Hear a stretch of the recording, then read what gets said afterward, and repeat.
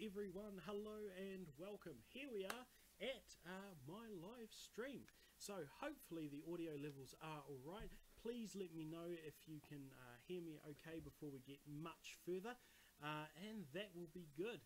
Oh, Trent is dead. No, let's not go there. So look, let me just get some confirmation that the audio levels are okay. Somebody tell me. Too quiet. Too quiet. Right, let's put that up a little bit and mute that. Right, so yes, hello. Oh, still higher.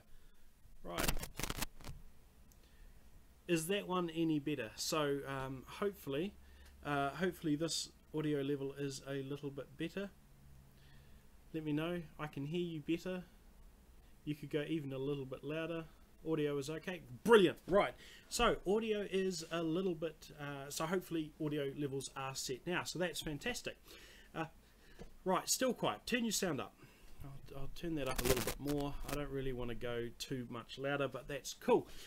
Brilliant. Right, well, welcome to my live stream. I'm actually going to take these off because there's absolutely no point for me to have them on right now. So it's great to have you here. Today is in New Zealand. It's 11 AM on the 17th of February 2018, so it's fantastic to have you here with me. Brilliant. I've got a little bit of a setup here. I've got my PC here, and I've got a tablet that I'm sort of watching myself on as well, just to monitor the stream, but that tablet's not connected to the internet with a very good way, so it's a little bit wobbly. So if things start going pear-shaped, please let me know straight away. Somebody says, do I work for VMware? No, this is an Airwatch t-shirt that I got at a conference I went to when I was a few years ago now, actually. Anyway, so what's going to happen today is we've got a few things to talk about. Some people have asked me about how I make my multi-tracks, so I'll be talking about my multi-tracks in that. I'll also be doing my giveaway stuff. So for those of you who saw my announcement video, you will know that I've got 2 of my bubble mouthpieces to give away. I will give away 2 of my branded YouTube t-shirts. I would have actually been wearing that had it, been washed and dried, but it wasn't, so I can't wear that. But anyway, I've got that to do, and also I'm going to be giving away either a plastic trumpet or a plastic flugelhorn, or one of the metal trumpets that I've got to one of my Patreon subscribers, that, or a mouthpiece or merchandise or whatever. So I was running a competition on Patreon recently where I would give away something, and the consensus was that what I'd originally chosen, which was a plastic flugelhorn, was not necessarily going to be appropriate for everyone. So I'm going to be giving away something, and the person that wins that giveaway will be able to choose what they've got. I've got a little bit of fluff on my camera that I'll get rid of right now because it bothers me. There we go, fluff removed. So I've got the giveaway to do. I've had a few people ask me to talk about DCI, so I'll be talking about DCI a little bit. I've got 3 instruments that I want to show you that you guys will have not seen before on my channel, and then we'll run a bit of a Q&A. So I've got a few things to get through. And so let's start, shall we? At the end I'll be doing a Q&A, so if you've got a whole lot of questions, I'm not really going to be focusing on the comments that come, no, that way. I've got comments running down the screen. I'm not really going to focus on them too much until we get to the Q&A time. So that's good. Right, what did I say was going to be first? I can't remember. So let's actually start with the multi-track stuff. So a lot of people ask how I do my multi-tracks.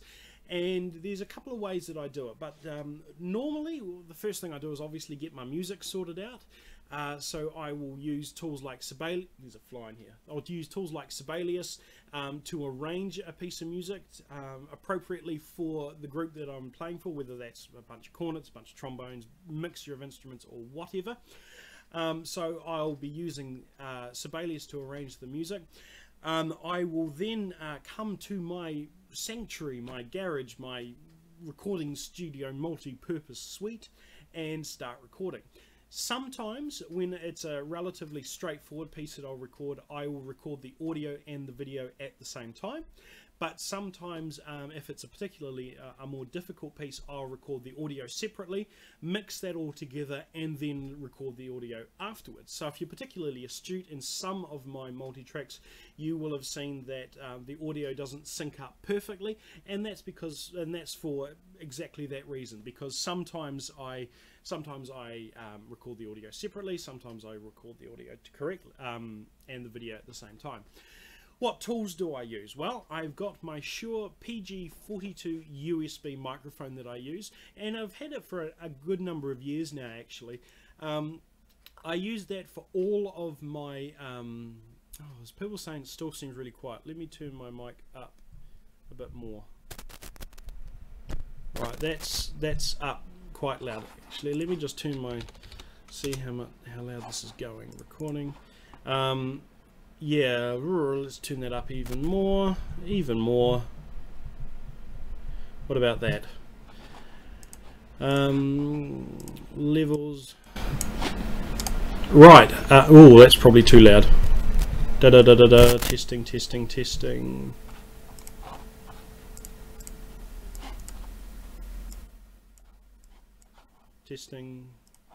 1 2 3. Testing. Here we go. Right, I'll leave that. Sorry, guys. There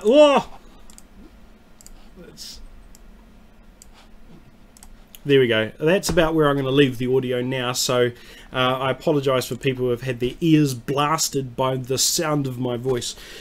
So yes, going back to what I was saying, the tools that I use, I've got the Shure PG42 USB microphone. I picked that up at a local second-hand shop about 2014, 2015. I went into it and just wanted to buy a microphone, and this was the only sort of microphone that they had that was appropriate for the sort of thing that I do. It's not a great microphone. It has the annoying thing where it connects via a USB cable, so I can't pipe it straight into my camera. So I have to record everything on my PC separately and then mix it all together. So it's a bit of a faff. Sometimes when I review my demonstrations, I just use the built-in microphones in my cameras, so you've got a sort of range of microphone quality and sound quality that you'll hear from me over the last wee while. What I'm sort of focusing on doing now is having the audio recorded using this, and using the microphone, running it through the PC, adding a little bit of reverb so it sounds a little bit more professional, and then manually mixing that together. So that's hopefully what I'm going to do from now on when I come through to mixing the audio. The tool that I use for recording things is Audacity. So I start up Audacity, record each track one by one, usually whilst listening to a source track. So I might have a metronome playing in the background, I might have a synthesized version of what the piece is supposed to sound like, mainly for tuning assistance. And so when I record the tracks one by one, I'll then go inside to my main PC where I do most of my recording, most of my editing and rendering, and I will mix it just to make sure everything lines up perfectly. If there's any issues, cut out any bits that sound pants, and mix it all together. So that's pretty much how I do my multi-tracks. I'm planning on doing a multi-track recording where I have a camera set up, sort of doing a long shot that shows the whole process, really shows what I'm doing and things, sort of like a time lapse.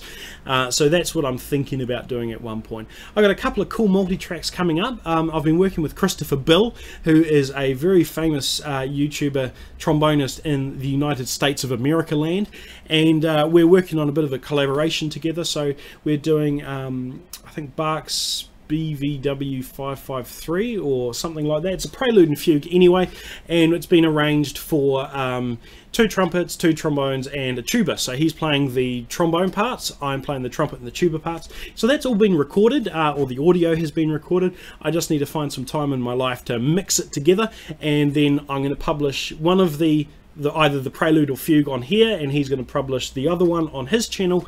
I'll mix the video for mine so it's in my style, he'll mix the video for his so it's in his style, and hopefully we'll get a bit of channel cross-pollination going from that. So that's really cool. I'm really looking forward to seeing how that goes. He's a fantastic trombonist. You listen to the sounds of him recording himself, and you can really get a sense of what a person's like, because you don't get really any opportunities to fluff things and mix things and things. And the fact that he can just play that pretty much straight off with some of the technically demanding sections is really, really quite cool. It's quite inspiring for a person like me, who just sort of bumbles around with music, to be exposed to the capabilities of a person like him.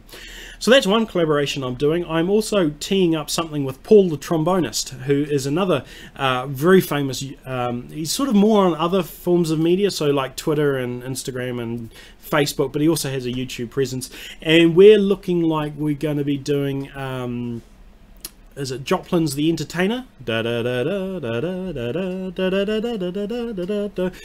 going to be doing either a quartet or a quintet version of that, so that's going to be pretty cool. We haven't started recording that yet. I still need to arrange the score for it, but that's something that's hopefully going to be coming up in the next wee while. So I'm really looking forward to a couple of those things that we've got going, because yeah, I think that's really cool. It's really cool, especially because, you know, the level of my musicianship is sort of enough to be useful in most sort of low-grade bands, and to be able to work with people that are professionals and really talented, I think is really fantastic. So I'm really looking forward to doing that, and I really appreciate these guys who are prepared to work with a you know, a person like me from the other side of the world. So that's pretty cool. Now, I said before that I've got 3 instruments that I'm going to show you, so let's start with one of them now, and it is this. This here is a pocket trumpet. Actually, this here is a case for a pocket trumpet that I was sent from China, and they wanted me to do a review on it, but I'm refusing thus far, because the instrument is just awful. The trumpet suspended in the background looks like it will fall. No, those hopefully all safe. So yeah. So the instrument, this here is your typical Chinese instrument, but they haven't really applied any quality assurance to it. So the first thing that you get when you open the case is these gloves. These gloves, you know, if you put them next to my hand, are far too small for me, and the thought that anyone would wear gloves like these is a bit silly, but yeah. Why would you wear gloves like this? I don't know, but they come with a pair of gloves. Come for a pair of gloves. I have very large hands. I can, if I play a piano, I can stretch my hands from a C to a G an octave apart, or an octave and a half apart. I can just stretch them from C to G, so I've got fairly large hands, but come with gloves. It also comes with this sort of polishing doily. This probably pretend. Oh, it's. This is the sort of thing, ladies and gentlemen, that they use in woodwind instruments after they play. It's a polishing cloth, or a moisture absorbing cloth. This one feels disgusting, like it's been infused with nightmares, and it's got a string attached to this with a weight on the other end. So the idea with these in woodwind instruments is you drop the weight in the other end, it falls throughout the instrument, and then you pull the cloth through to dry the insides of it. Woodwind instruments usually being made from either wood or some sort of resins or wood substitutes. They need to be dry before you put them away, because they have that predisposition for mold. I've not seen a pull cloth for a trumpet, because of course if you were to try and put one of these through the trumpet, you've got tubing, and the tubing goes around corners, and so things like that. Why is that there? I think that shouldn't be there. Anyway, the next thing that we've got is this mouthpiece. Now, I haven't looked at this mouthpiece before, but I'm going to expect it's either got nothing on it, or it'll have 7C laser engraved onto it. And yes, it's got 7C. Where's my head thing? Right there. 7C laser engraved onto it. It is just a generic mouthpiece. I've got not much to say about that. Let's put that away. And then the instrument itself is here. I'm just going to put this case down for a minute, since I don't want to balance things on my lap.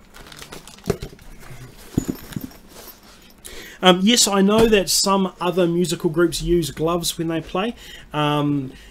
Those gloves are proper gloves. They're not these sort of pathetic things that are made out of cotton infused with belly button lint. So hopefully, you know, hopefully they're using proper gloves. So this is the instrument that I've got. It is an Ammoon brand pocket cornet, a pocket trumpet. So we've got Ammoon on the top there. Now the reason why I refuse to review this is because when I got it, it was absolutely disgusting. The condition that it was in was absolutely appalling. So I've got some photos that I am going to show you. So let me just switch over to these photos. Here we go.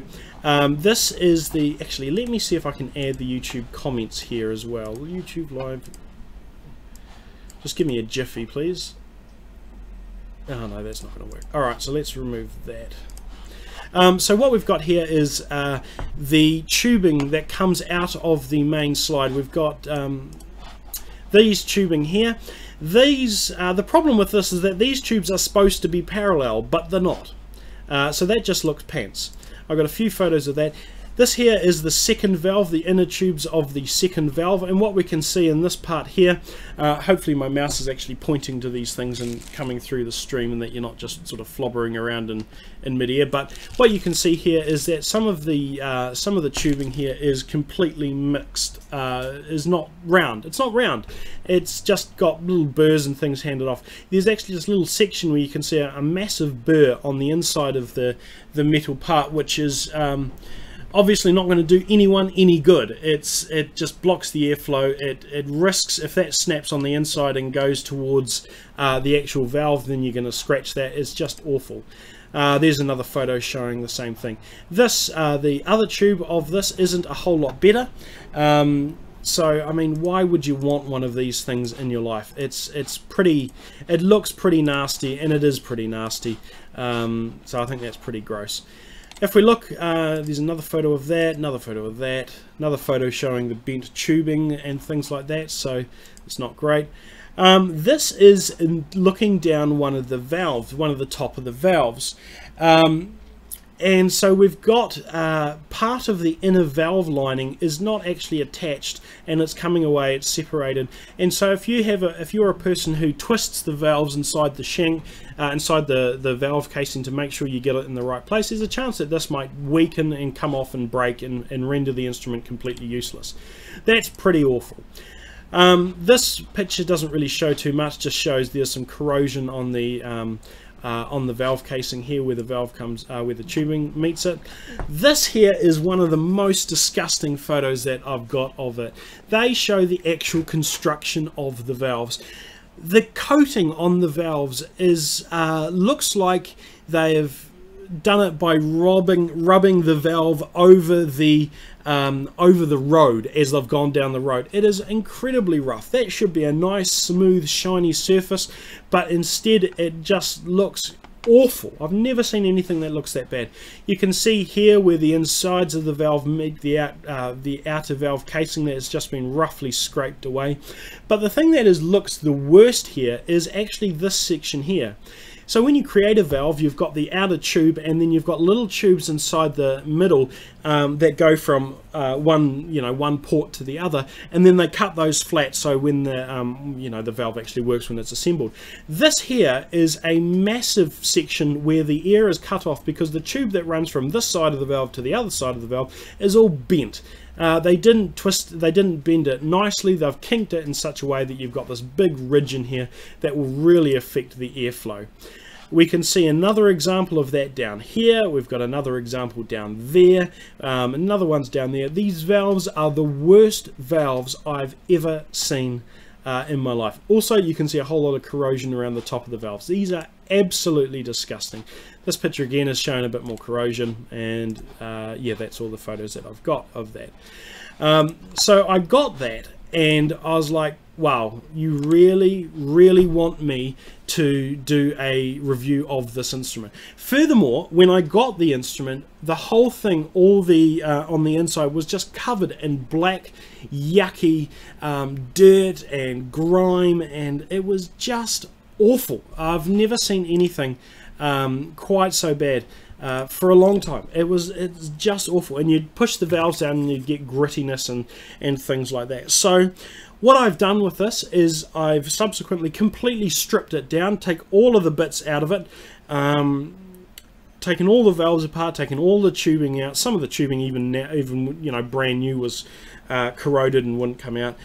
Gave it a bath in warm soapy water, lubricated everything up properly, put it back together, and now I've got an instrument where the valves work. They're still pretty poor. You can tell that there's a lot of resistance and they're not operating as smoothly as they should, but the valves at least, you know, they at least function. Then it's never going to be a good instrument. And so I'm not going to do a review of it well, I'm not going to do a positive review on it. I don't get any company that ever pays me for a review. They just sometimes send me an instrument and say, please review this. And if I have bad things to say about it, they'll say, oh, I'd rather you didn't say anything at all. Not that that stopped me, but in this case, I'm not going to be doing a positive review about this instrument. I've just pulled the third tuning slide out. Oh, there we go. And so this is the second pocket trumpet that I've got. I've actually got another one over here, and this one I bought for $20 second hand because it's in absolutely awful shape. The lacquer and everything is just yucky. It's got these sort of push button water keys, which I kind of like. They're kind of nice. Apart from here, they don't have one here, so I've just sort of gunked that up for my review on them. This tube here is all bent and disgusting, and the whole finish on the instrument is really, really nasty. However, this is a Jupiter brand pocket trumpet, and the valves on it work brilliantly. So it's you know, the difference between an instrument that is, you know, functional and an instrument that is, you know, looks nice but less functional is quite remarkable. So these valves here, they're all corroded and they're all disgusting, but you can tell under that if they were actually polished up and cleaned up, that they would actually be smooth. They wouldn't look anything like the pieces of horror that are on that Ammoon brand pocket trumpet. So there's a bit of hit and miss when it comes to getting Chinese branded instruments. Some of them are good, some of them are a bit pants, and it can sometimes be a you know, luck of the draw sort of a thing. However, I have never come across an Ammoon brand instrument that has been worth the money. I've got this pocket trumpet, I've got a trombone that I've tried, and they're just both of those instruments have been awful. That $88 trumpet that I've sent, that was actually not too bad. I can't remember now whether that was an Ammoon brand trumpet or not, but yeah, Ammoon is a brand that I'd completely steer away from based on my low success with them. I don't like pocket trumpets to begin with. They're a bit like the piccolo trombone for me, in the sense that because the sound output is so close to my ears, it actually is physically painful for me to play these. I've got hearing problems anyway, and which means that I can't hear quiet things, but my ears are sensitive to very loud noises, so it's a bit annoying. You know, that part is a bit annoying, but the bell is far too close to my ears, and it's physically painful for me to play an instrument like the pocket trumpet. And the piccolo trumpet is the piccolo trombone is exactly the same. The bell is so close to your ear that I find it painful to play. I'm just going to use this glove to mop myself up because it's actually really humid in here. So that's one of the instruments that I'm going to show you. That's the only disappointing instrument that I've got to show you. The other instruments that I've got to show you are actually really, really cool. And I'll... oh, what they? Let me show you one of them now. This here is an instrument that I've actually been loaned. I'm going to do a video on it, but I want to share it with you guys here because I think it's a really cool instrument. I think it's a really cool instrument, and I was absolutely surprised when I was, lent this and actually got a chance to open the case and have a look at it.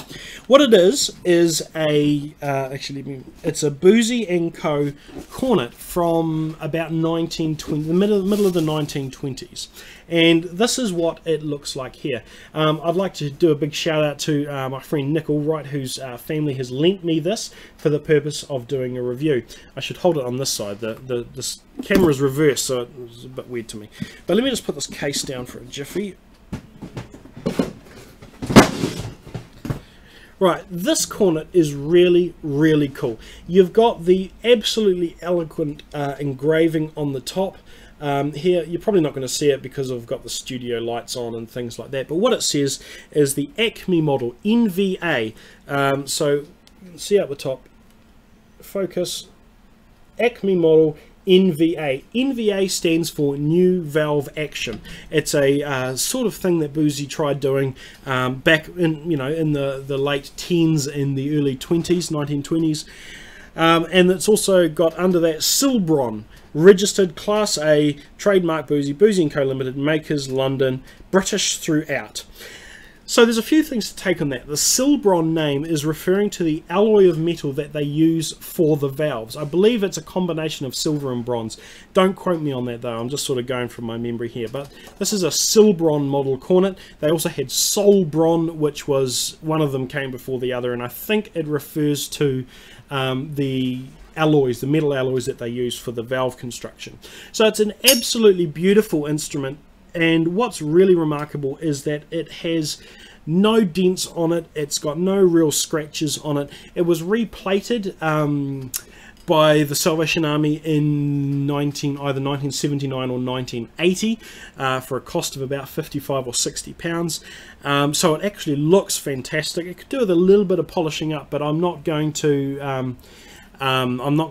actually do that because it's not mine and I don't want to risk anything happening to it. So what you'll see here is we've got a quick change valve that changes the pitch of the instrument, and it's got a little arrow down here which refers to whether it's in the key of B flat or A. On this little tubing here we've got one that says B flat and the other one that says A, depending on where this arrow is pointing. So what we can do is twist this around. It's a little bit stiff, that probably needs to get fixed, but turning the arrow so it points to the top valve will change the pitch of the instrument. So it'll either be in the pitch of B flat or the pitch of A, or the key of A rather. The valve, the water key, it's got this sort of dual leaf spring water key thing here where you've got one lever going to two different spit valves. This is a really cool idea in theory. In principle, it's not really that great because you're applying the force of the spring, and it's a leaf spring under here, not a sort of coiled spring. You're applying the force of that spring across two different spit valves, and because this mechanism here is all rigid, if one cork is bigger than the other, then the other cork is going to be floating up from the air, floating up and not making proper contact. So if you had one cork that disintegrated and you put a new cork here, then the other cork isn't going to seal very well. So it's an efficient mechanism, but it's not the most effective mechanism when we come to think about getting rid of water and keeping the instrument airtight when you're actually playing it. Somebody's chastising me for calling it a spit valve. Spit valve, water key, same thing. I don't care what you call it. If we look at the valves themselves, I don't know whether this, let me just put this down delicately. I don't know whether the valves themselves were replated when they replated the rest of the instrument. It's a really interesting feel to this. I haven't actually felt a valve metal quite like this, so I don't know whether this is the original Silbron composite that they used, or whether this is the has been replated, or what it is. But we can see the valve is actually appears to be one piece from here all the way up to there. Normally you'd have this part of the valve constructed separately, you'd have a ring, and then this part would be constructed to that, and then the rest of it. But this appears from the top screw down to be all one piece, which is pretty cool. You can of course unscrew the top part here to get access to this here.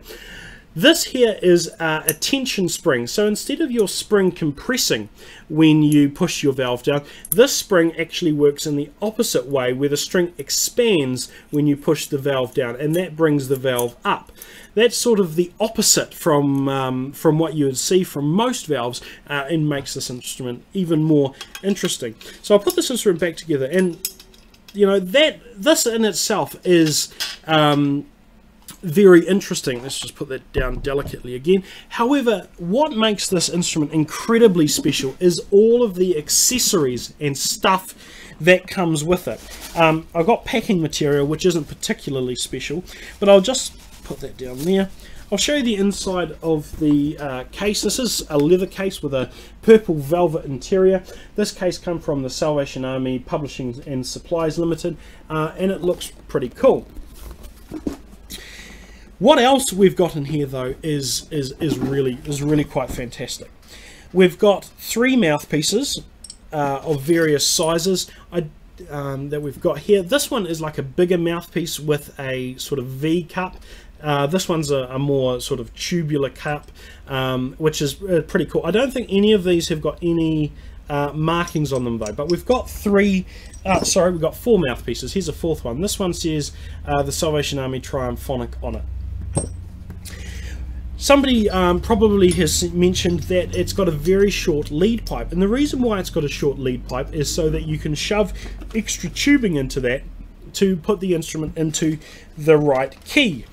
And so we've got 4 different lead pipes. We've got this tiny one here, which I actually think is not a lead pipe but a mouthpiece converter from a small mouthpiece to a big mouthpiece or something like that. I don't know if that's especially a lead pipe. But then we've got these 2 lead pipes here, one slightly longer than the other. This one says sharp on it, so that's probably to tune it a little bit sharper because it's a little bit shorter than this lead pipe. And we've got this very long lead pipe. This one says LP on it, so that would presumably be low pitch. It actually says IP, but I don't know if that is supposed to be... Focus! Focus! Focus. It says IP on the top, but I don't know whether that's supposed to be a lowercase l or IP stands for something else. I don't know. We've also got a tube, a little container that contains these. I don't actually know what these are. They may have been some sort of grease things, but they've solidified over the last 90 years or something. I don't know what they are, but it looks pretty cool. We've also got a bunch of letters that pertain to the history of this instrument. This instrument was used in a Salvation Army band down south, well, across New Zealand at various points, and so this has a whole bunch of letters which I'm not going to read out for confidentiality and personal reasons, but they talk about the history of the instrument, all that sort of stuff, and it's really cool to see such provenance coming along with an instrument. We've also got this here, which is pretty cool. It is a cloth, a sort of like a cleaning cloth holder thing. This is sort of what you'd expect with trombones and other brass instruments, where you put a cloth through there and you shove that through the instrument and do it this way. It's got a lovely wooden handle on it. It's got a brass thing here that's crimped onto this presumably mild steel rod, and it's pretty cool. It's pretty nice. The only other one I've ever seen is something that came with my plastic trumpet, which is made of plastic, so to see one made of wood is quite nice. And then the last thing that this comes with that I have never seen before, sort of saving the best for last as far as my interest goes, are these. These here are really cool. You can tell that they were originally wax sealed, and the wax has sort of come off, but this one here has got it's saying what it is, and it says 1 set of springs biped for the biped suspended valve action pattern 193729 from Boosey & Co 295 Regent Street. When removing the old spring, remove the crossbar after unscrewing the spindle, blah blah blah. But what this is a replacement spring for the valves. So, or in case 2 replacement springs in this case. So we've got these springs here which are in brand new condition, that are used to replace any springs in the valve that get worn down. We've got a tiny little hole up the top, focus, and we've got a sort of bigger hole at the bottom. These will make contact with the various ends of the valve mechanism, and because these valves are under tension, not compression, when the valves get depressed they get pushed down. So we've got a set of springs for this instrument, and that's really cool. This is sort of like it's not cork, but it's a very light soft wood. It might be balsa or something like that, and I've never seen an original thing like this come with a cornet. before. So I think that the provenance and history behind this instrument is just absolutely brilliant. I absolutely love it. So I'm not going to play this instrument today. You're going to have to wait for the video to come out. I will say that despite this instrument being fantastic, the valves don't make great compression. The valves leak a little bit, so it's not perfect. But if I use some of my monster valve oil that's designed for older instruments, then that does work a lot better. So that's really cool. Right, so let me just put this back carefully. This isn't mine, this is something that's been lent to me. So Nick, it's fantastic that you've entrusted this with me. If I break this, he wants my firstborn or something like that. I don't know, but that's absolutely fantastic. So there's one more instrument that I'm going to show you. I'm going to show it to you a little bit later. But now let's talk a little bit about DCI. DCI, Drum Corps International, is the Reader's Digest condensed version, is a bunch of people prancing around with music on a paddock. And it's something that we don't have in this country. Just give me a moment. I need to re-lubricate myself.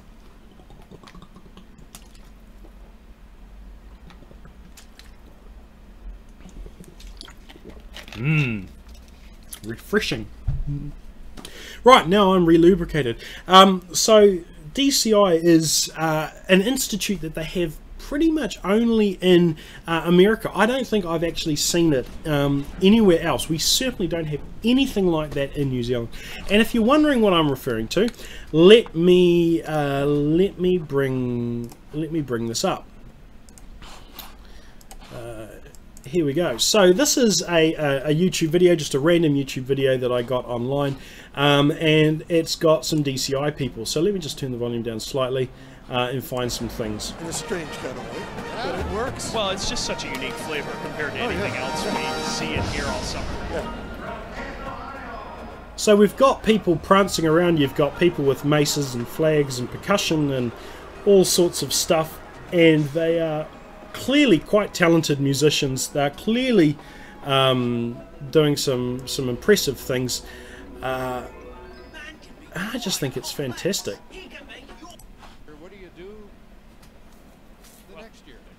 You run up and down a prop that scared me every single time, but it was sure. People have left of this crowd.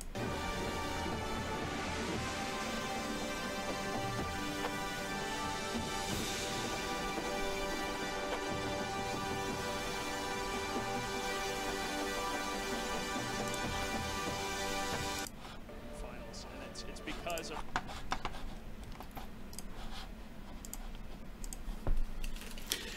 so that's like a really brief overview of what DCI looks like. Obviously, I can't play huge strengths of it, huge lengths of that sort of stuff on YouTube because I'll get in trouble.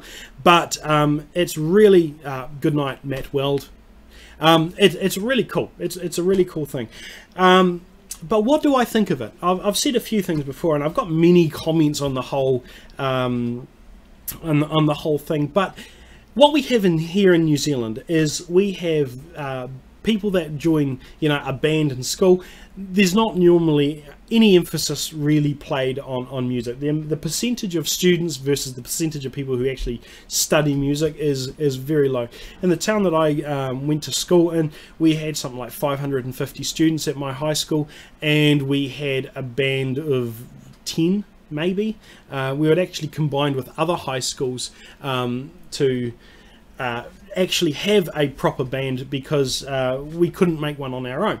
So we don't have a huge emphasis on that. And when we do have a band, we tend to have sitting down bands. We had a jazz band that I was a member in. We had a concert band. There was also a youth orchestra constructed from young musicians in the whole region. So when we do have these musical groups, they're all sitting down and just playing. The focus is on the music and anything, which means that people who are disabled or don't have the ability to prance around on a field can join in. We also have marching bands. These are bands that march on military events, and they just march down the street. So the same instruments that we would use in a normal band, just crack my neck. The same instruments that we would use in a normal band, but the difference is that they're marching down a street, and they'll be in normally, you know, 5 ranks and however many long. I've done that a fair few times.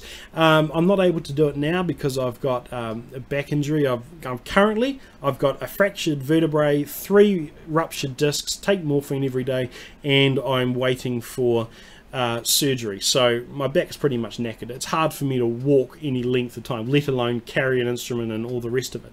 But I've done marching a fair few times. But the key difference between New Zealand marching bands and DCI is not only just with the fact that, you know, we march in different ways in different venues, but all of the instruments that we use are different too. So a New Zealand brass band, marching band, will have cornets, it'll have alto horns, or tenor horns as we call them, it'll have baritone horns, it'll have euphoniums, trombones and tubas in it. Whereas if you look at a DCI marching band, they will have, some of the older ones will have G bugles. This is a 2-valve G bugle up here.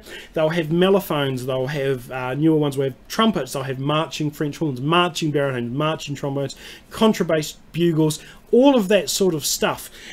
So the instruments themselves that are used are a completely different set of instruments. And those instruments that they use are designed for marching. When you see a British style brass band marching down the street, the blending of the sounds is often not as great because you're in formation, you've got people standing in front of you. You can normally just hear the trombones because they're normally at the front, blasting as loud as possible, and everyone else just sort of coming along for the ride, unless, you know, you've got a drum major who can keep control of you all. Whereas DCI, you've got people marching all around the field. They're playing instruments that are designed for the purpose, and so it's really a completely different environment. We're all brass musicians, but the difference is so dramatic.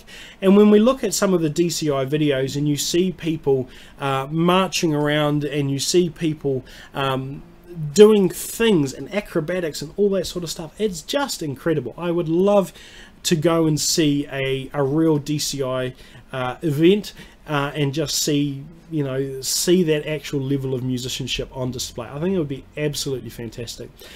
One thing I will say though, however, is that when I was younger, and I'm only 28 now, but when I was younger, you would see musicians, and they would come across, they'd see double forte or triple forte written, and any musicality would just go straight out the window.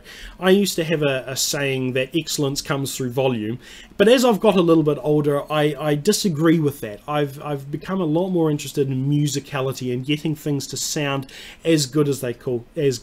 Sure, it can be fun to play loud, but only in the right time and only if you can control your sound.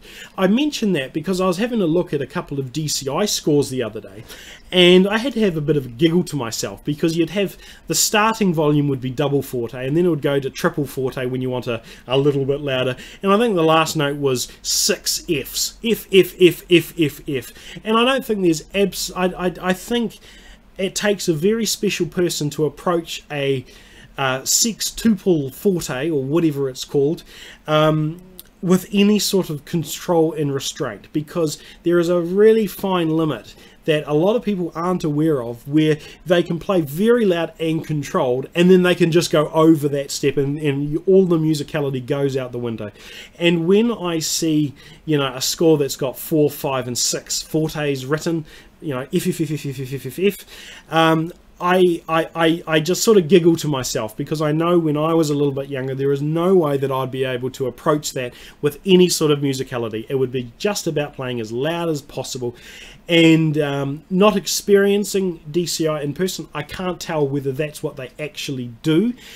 But I know that if I was in their place, I would be strongly tempted just to play as loud as possible and let musicality come a long way second. So that's one thing that I've noticed about DCI. Again, I speak as a person who's never experienced it in person. The closest I've come is to watching a few YouTube videos. I can see why it has a massive following. I think it's fantastic that that short video clip that I showed you has a stadium full of people. I think that's absolutely brilliant. And as I said, I'd love to see that one day. Fortissimo. Yes, that's pretty much what it is. When I was younger, somebody created a dynamic that was to make fun of me called Trentissimo, which was as loud as possible, stupidly loud, called Trentissimo. But when you see Fortissimo or whatever they call them marked on DCI scores, you sort of think, perhaps there are people that play a lot louder than I do. So that's a little bit about DCI. I think it's pretty cool, and I'd love to see it. But on paper, I wonder how they control the musicianship of musicians, because when you get to the ragged edge of how loud you can play whilst being controlled, it's very easy to fall off that edge and not know it yourself, but have everyone else know that you've fallen off the edge of your range. I'd also like to try a contrabass bugle in the key of G one day.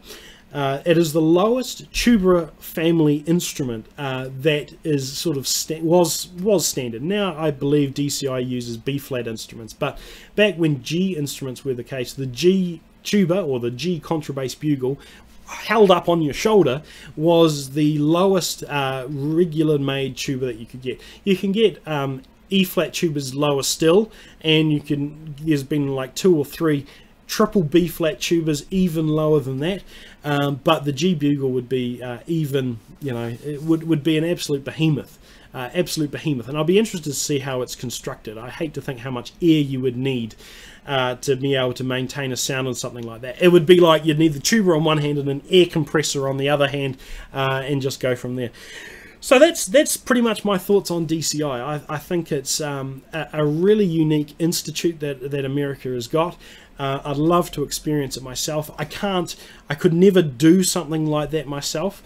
I might be able to one day after I've had my spine fused and triple fused or whatever I'm going to need. But at this stage, I can't do that sort of stuff. But I think it's brilliant. Right, so there's 2 more things that we've got to do today. We've got the giveaway stuff, and we have got the 3rd instrument that I want to show you, and then to finish off we'll have a Q&A.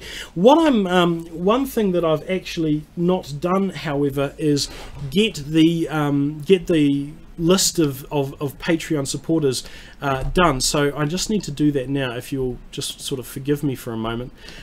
So the way that I'll sort of do this and talk at the same time, which will work well, probably. So the way that this giveaway is going to work is that I'm going to have a list of all of my Patreon supporters, and for every $1 that they support my channel per month, they'll get 1 entry. So if you've got a person that contributes $5 a month, they'll get 5 entries into the competition, and the person who gets, $20 a month will get 20 entries into it. And so I'll work that all out. I'll get the total number of people from 1 to whatever number it is, create a random number generator that works from we'll pick a random number between those 2 limits, and the person whose name that falls in will win the prize. So what I just need to do now is create the list, and just to ensure that there's a little bit of security around who it is, I'm just going to put their first names and their surnames. So that one there is a massive supporter of the channel, so he gets a million votes. So with Patreon, you guys will probably have heard me talk about it a large number of times. Patreon is what really keeps this channel going. The amount of money that I get from YouTube is relatively, it fluctuates massively. Some months it could be enough to keep the channel going just by itself. Other months it's next to nothing. Particularly in the months just immediately following Christmas and New Year's, so sort of January and February, the revenue that you get from YouTube just goes right down the toilet. It's not too bad compared to last year, because last year my channel was smaller than what it is now. So it gets a little bit better as time goes on. But it's things like the Patreon supporters that give me a regular contribution each month to keep this channel alive, and allows me to budget for what's going on and sort of financially cover the month. Anything that I get above that is just a bonus from YouTube. It's not usually a big bonus, but it's a bonus. So those people that help with being a Patreon supporter, and those people who help in other ways, you know, like buying t-shirts and things like that. It really helps to keep this channel going, and I really can't say how much that means to me and how much that I appreciate that. So you just have to sort of bear with me. Perhaps look at some of the DCI videos just while I'm finishing this off. I'm very sorry, I should have had this done before, but I ran out of time before the live stream, and I've had other things going on as well. It's actually my birthday on Monday, so because I'm having a massive injection into my spine on Monday, my wife and I thought we would celebrate my birthday today, so that sort of prevented me from doing a little bit of this, but yeah, so hopefully you guys can forgive me for that. Right, that person is $5 a month. That person is also $5 a month. 1, 2, 3, 4, 5.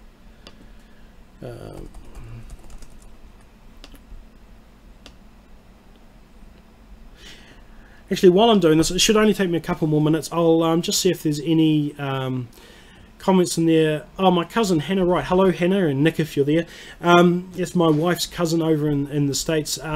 There are some people from the New Zealand Salvation Army going to the Rose Parade in America this year and marching in that, an 8-kilometre or a 5-mile march.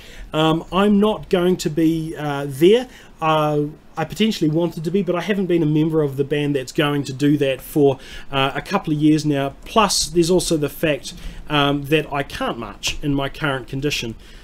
So there's just no chance of me going to that. But otherwise, I would have potentially have had a couple of meet and greets or something like that in the States, because that would have been great to have met some of you guys and to see how that's go. But unfortunately, that is not a thing.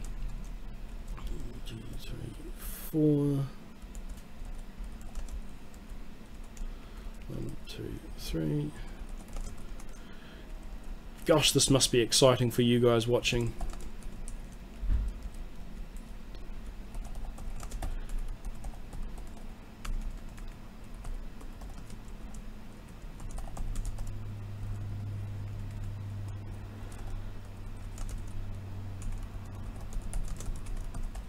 One of my Patreon supporters is called Luggage.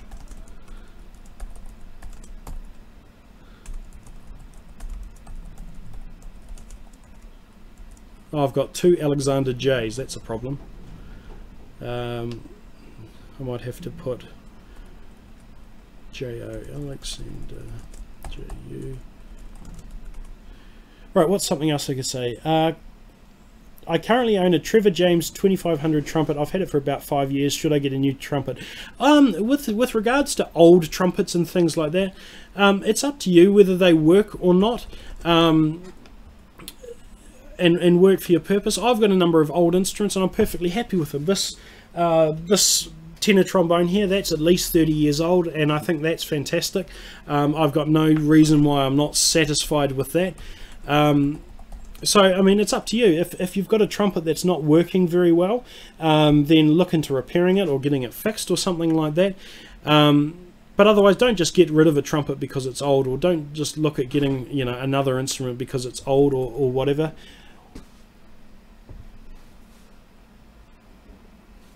What just happened?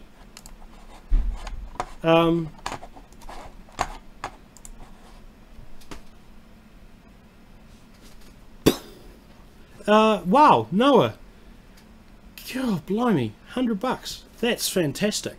Yeah, you can do that through this. You can create those super chat things and put donations with them, but that's just incredible. Wow, Noah. He's already a Patreon supporter, and I think that's just incredible. Far out. Deathhawk 777. No. That should probably be a comment that's moderated out. But yeah.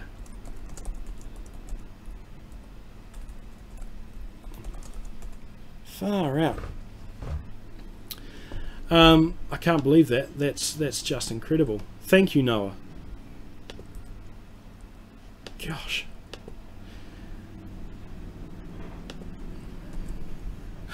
my YouTube analytics today is probably going to go completely, it'll be like nyeh when it comes to comments and things like that. So right, nearly done. I'm just getting all of these names into a single list. I did them in separate cells, which was dumb.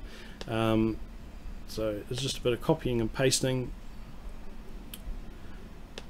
and then I'll randomize this order. It doesn't really matter if I randomize the order or not, but I'm going to randomize the order. Right, 2 more to go. Far out, I can't believe that. I think the only other super chat thing that I've received was £20 or something, so that's just brilliant. And I don't know what to say. I don't know what to say. I'm all flabbergasted. I'm all of a dither. Thank you, Noah. You're an incredible person. Alright, so that's just done. Let me, can I randomize that? How do I randomize things in Excel? I can sort them. I know I can sort that. Can I randomize them? Sort on... No, I can't sort them. Alright. So what I have on my tablet here is a list of all of the Patreon supporters and the donations that they receive per month. So I've got on this, let's make that a bit bigger. I've got the list of names with the amount that they donate. Which way do I need to go? And we can see the people here. So we each one of these entries has got a name against the side of them, sorry, an ID number against the side of them, and so I'm going to be choosing a random number generator between 1 and, what's the top one here, 1 and 291, and the person who gets that is going to be getting the prize. So I'll get an app up on my phone that will do random numbers. Random number generator. Oh!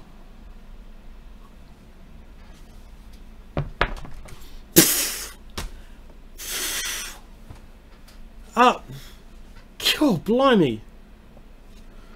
Far out. Phew.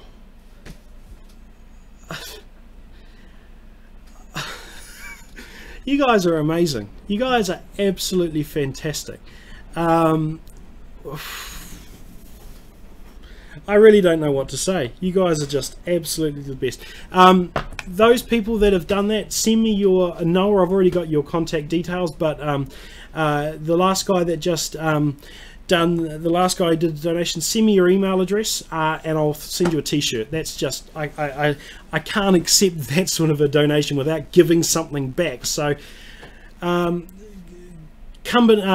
me a Adam, send me a message on Facebook, or send me an email or something like that with your contact details, and I'll send you out a t-shirt. I can't let something like that go unrecognized. That's just unbelievable.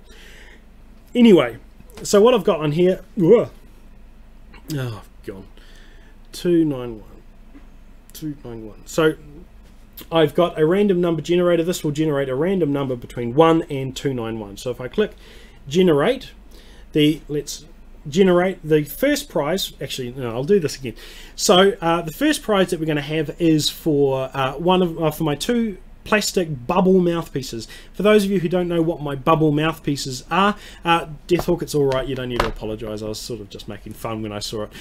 So if you don't know what my bubble mouthpieces are, then these are plastic mouthpieces that have a double chamber in them. I'll just see if I can bring up the video.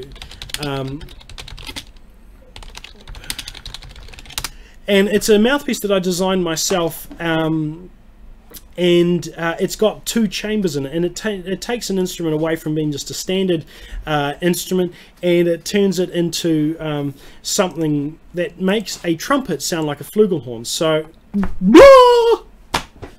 so far out, I'm about to have a heart attack. That's unbelievable. Noah. Oh, you guys, I don't know what to say. You guys are just amazing. Oh, stop it! Don't stop it, but stop it! That's just gonna get me crazy. So, search for those of you who are interested in the video on the bubble mouthpiece, go check out. It's a video called Testing a Plastic Trumpet Mouthpiece That Actually Works. I've sold a whole bunch of them to various people, and those of them who have received them yet say that they're fantastic. So the first two things that I'm going to be giving away are those bubble mouthpieces. So I'll click the random number generator. The first winner is 172, and 172 on this list. That is Dan S. Dan S has won himself one of those bubble mouthpieces. Let me just make a notepad. Dan S bubble mouthpiece, so I don't forget. Right. Oh. David Bowman. There's a name I can remember from a long time. David Bowman was a Patreon supporter from way back. And he was one of my first ones. I gave him a Skype call as part of the reward, and that was brilliant. At 172, that's the number there. Looks like 172 to me. So yes, 172. So that's the first mouthpiece winner. Let's do the next one. The next one is 103. So Raymond Wang, to get your name on the list, these giveaways is for people that support my channel on Patreon. So if you have been a Patreon supporter, your name will be if you're a current Patreon supporter, your name will be in the list. Oh sorry, no it's 172 on the list, not 172 on the random number generator. 172 on the list is Tobias H.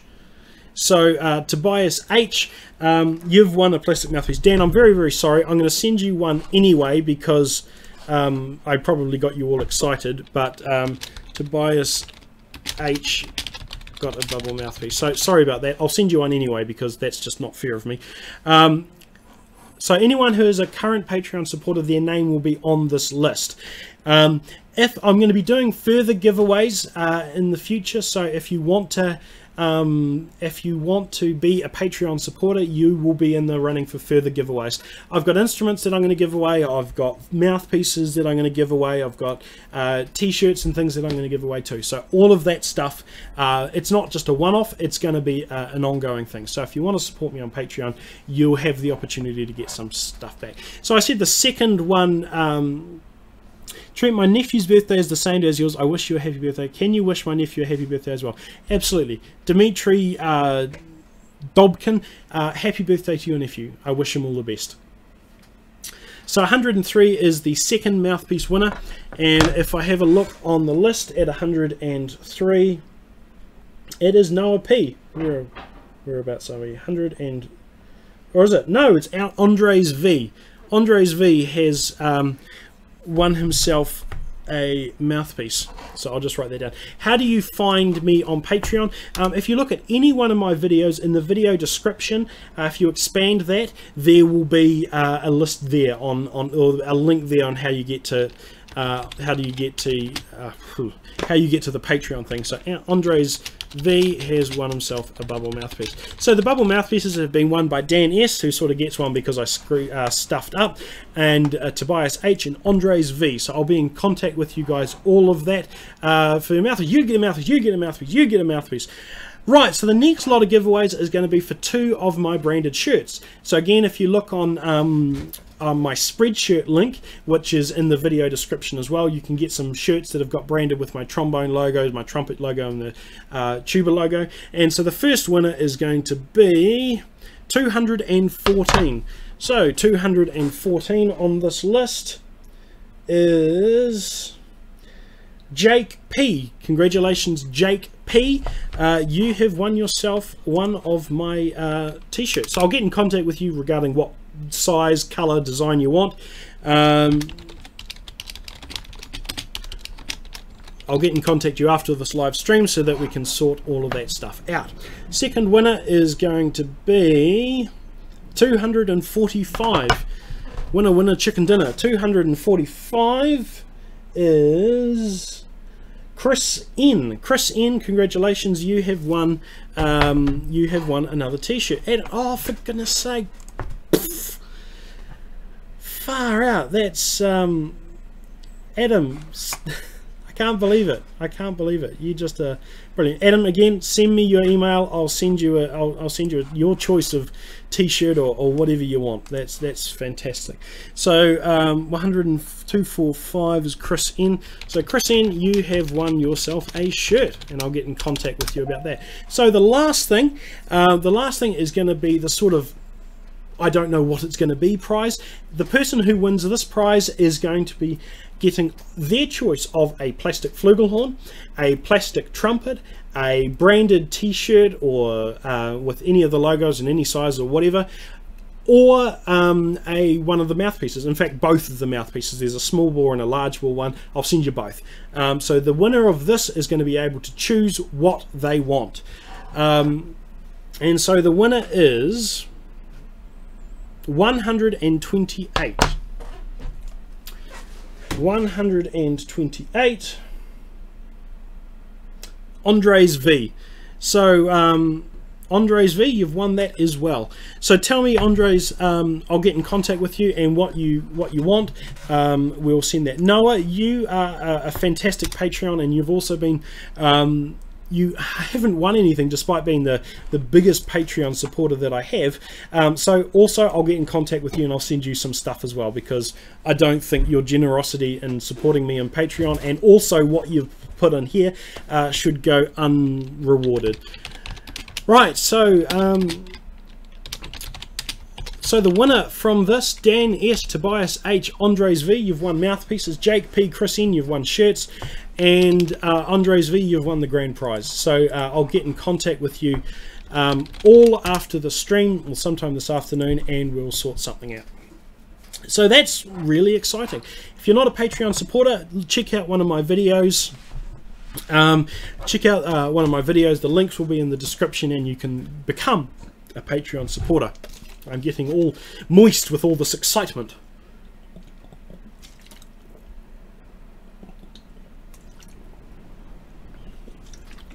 Right, so I've got one more instrument to show you, and then we'll do a Q&A session, and that will be the end of the live stream for today. So let me just get this instrument up.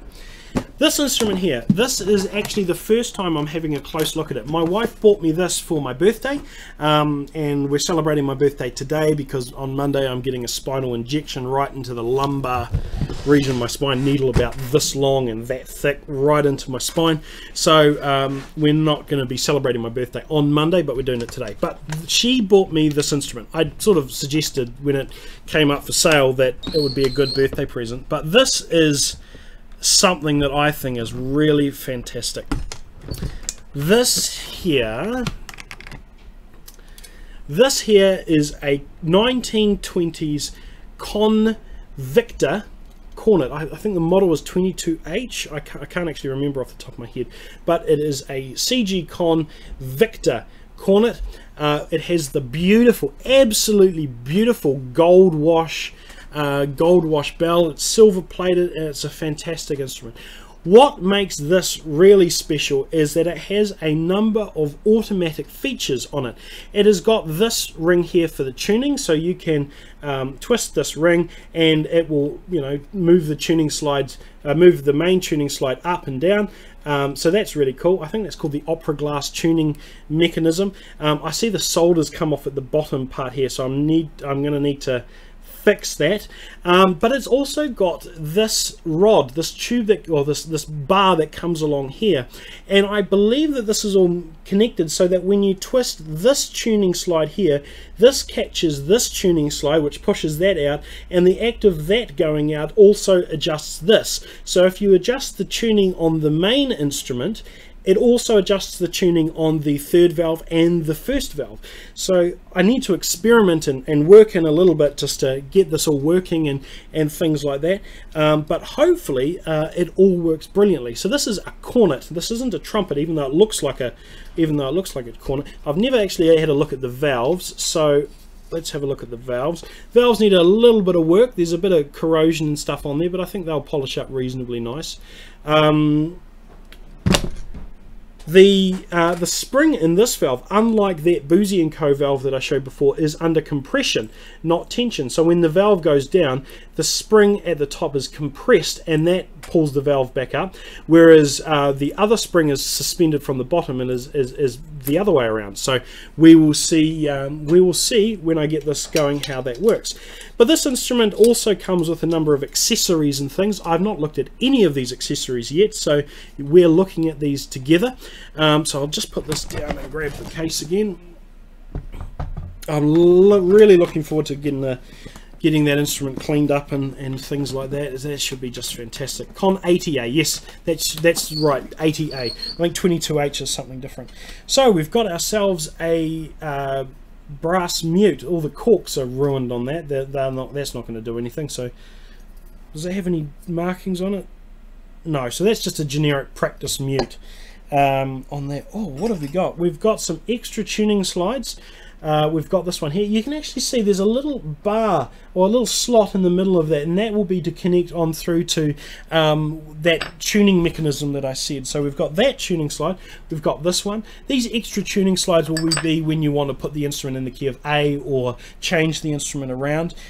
So we've got another couple of tuning slides. Actually, I'll take out anything that's loose and show you the inside of the case. So we've got on the inside of the case, we've got the accessories here. So we've got a couple of mouthpieces, a lyre, a tuning rod, cleaning rod thing, and some more mouthpieces. And we've got one of the corks from the mute, so that's exciting. So this is the lyre here. This obviously goes into the lyre receiver, but it's got a split music clip, so you can individually adjust how that goes. So that's pretty cool. Wow, this is a great instrument. I'm not sure if my wife's watching this live stream. I think she's actually asleep at the moment because our daughter was was wanting a sleep. But she bought me this for my birthday. I think it's absolutely brilliant. We've got another one of these cleaning rods. This one's a little bit less sophisticated than the Boosey & Co that I showed you before. Just put your finger in that, rod through the other end and go like this. So that's really cool. We've got two mouthpieces here. We've got a Vincent Bach Corp New York 8C, an 8C mouthpiece. I've never seen an 8C. This is a very cup-shaped mouthpiece on the inside. It's very cup-shaped. I think the mouthpiece is original. Sorry, the case is original. This one here is a more horn-shaped mouthpiece. It's got something engraved on it, but I can't read it. Let me just see if I can focus on this. It's got some engravings on the top, but it's very hard to read what that says.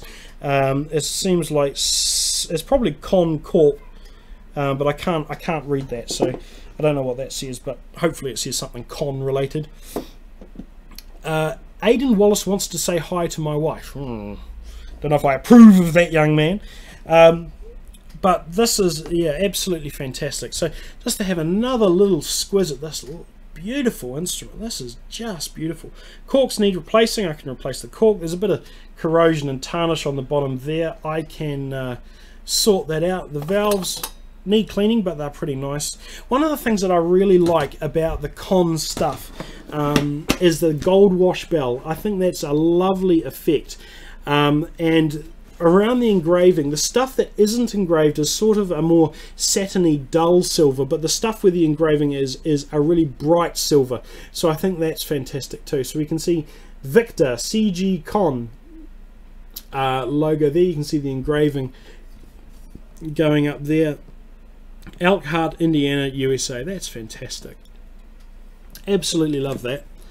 And I can't wait to see what that sounds like. I think that's going to be brilliant. So I'll be spending some time cleaning that up.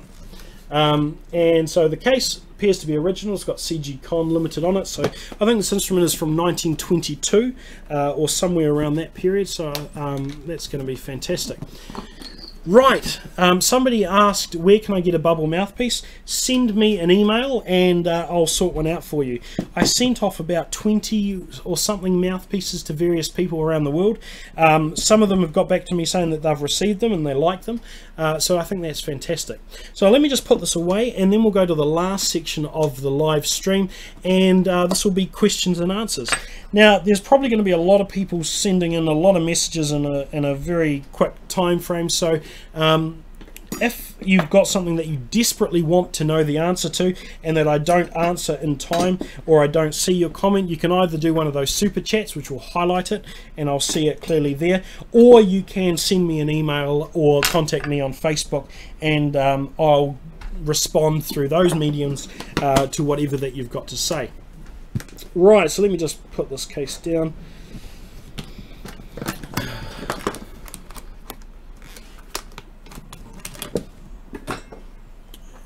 Two years ago I saw one of your vids since I started tuba and now I'm grade 5, so thanks so much. Well done. Congratulations. The reason why I do this is to have a bit of fun with you guys, but to also inspire people to become more interested in music.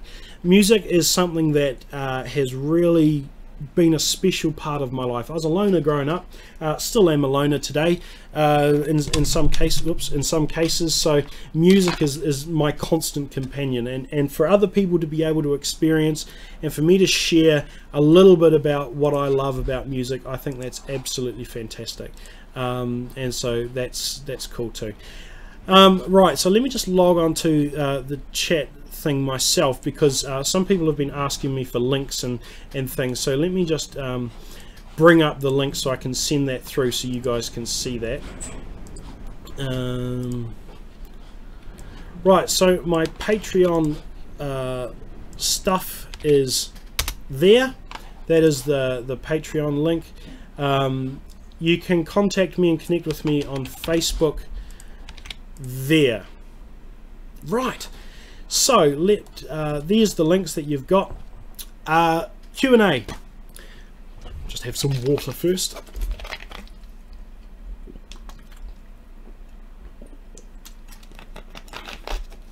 Right, Wolfer King, how many instruments do you have right now? I honestly don't know.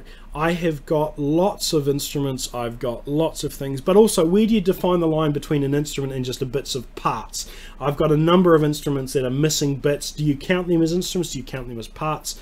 So it's a little bit hard to enumerate, but between what I've got here in the garage and in my storage unit, I'd easily have 40, 50 probably.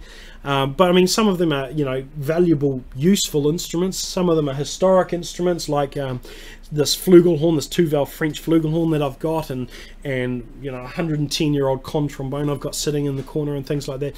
And some of them are just junk. So I've got a whole lot of stuff, as well as, you know, I've got 3 recorders. I've got a soprano, alto and tenor recorder. So, you know, whilst I've got a lot of instruments, they may not necessarily all be worth anything. Right, Luggage, he's one of my Patreons. Would you be willing to make a debangle shing some multi-track? Potentially. I don't know the piece of music. I don't know how to pronounce it. I don't know what it goes like, but if you send me an email with a link to some sheet music, I can have a listen and see if I can make something for it. So yeah, absolutely, I don't mind having a look at a piece and doing a multi-track of that. So actually, I'm just going to go to the YouTube live stream stuff, because that's got the better chat stuff on it. Right, how do I afford all of these instruments? Well, my collection has lasted a long time. I've had stuff that's, you know, for years and things. My Patreon supporters and the YouTube money I get from YouTube help with a lot of that. A lot of these instruments are sent in to me. They're given to me by companies who want to review them, or they're given me from people who might want me to see them. Other instruments I just scour eBay and things like that for. So I've been very fortunate in what I've been able to do, but very few of my instruments are actually expensive. Very few of my instruments are actually you know, worth real money.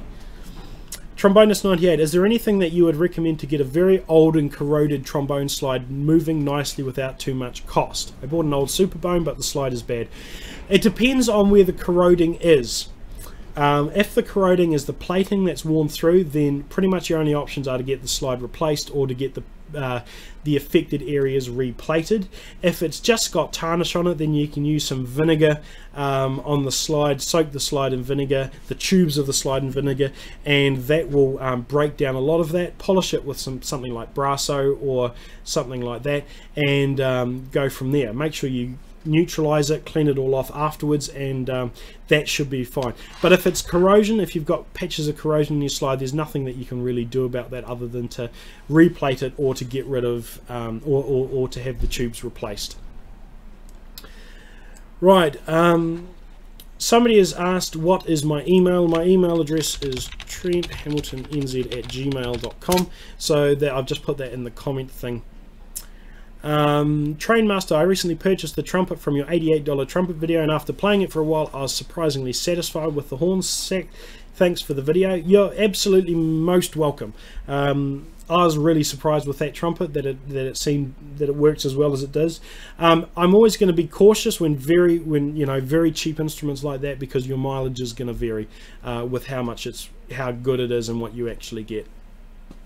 One of my friends bought an oboe for $30 and I got it off him for $40. It is a Jupiter model. Is that a good deal? Oboes are really expensive.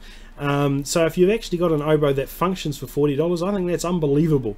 Oboes in New Zealand are ridiculously expensive because there are very few of them around. Yeah, I'd love to get an oboe and a bassoon. They're the two woodwind instruments that I think would be absolutely fantastic to play. Unfortunately, even a cheap bassoon, a cheap Chinese one's $1,000, so way beyond what I can spend. But there are two woodwind instruments that I've never played, and so for me to learn a brand new instrument from scratch would be very fascinating for me. I've played, I've played clarinet, flute, saxophone, piano, organ, every brass instrument, guitar, bass guitar. Played most of those standard instruments, but bassoon and oboe, two instruments I've never played. So I think that would be fantastic. Do I like SAI Musical's range of disease-infested? SAI Musical is an absolute horror, and I would never trust anything from them, even as far as I could spit it. They're just disgusting. If you go to the SAI Musical website with headphones or speakers on, you'll get blasted with the same sort of disease-infested rubbish that you would actually get if you bought one of their instruments. Interestingly, I had a spam email from SAI Musical not too long ago, and they were wanting me to buy their instruments. It was sent to my personal email address instead of my YouTube email address, so they didn't send me something as a result of seeing one of my videos. It was just a spam email, but yeah, bizarre. It was absolutely bizarre. Why no more French horn vids from Angel Matter? I am going to be doing a part 2 to my All About the French Horn series, but the reason why I haven't been doing any other videos is because I only have that French horn up there, and that's not a particularly tuneful instrument. It's more of a not novelty, but an unusual instrument that I paid to have restored, so it's not really a normal French horn on that sense of the word, but I do intend on doing it at some point. Alex Garcia, hey Trent, do your lips get stiff when you play too much trombone, like your lips don't buzz right? Not when I play too much trombone. My lips are fine with, several hours of intensive trombone playing. I find that on cornet and trumpet and some of those smaller mouthpieces, my lips sometimes get a bit sore. They don't necessarily get stiff, they just get hard for me to be able to play higher notes. My range, when I get more and more tired, the range sort of comes down quite a lot. RGB Plaza, what do you think of the following idea? A trombone with 4 valves and 4 connected slides designed to play block 7th chords.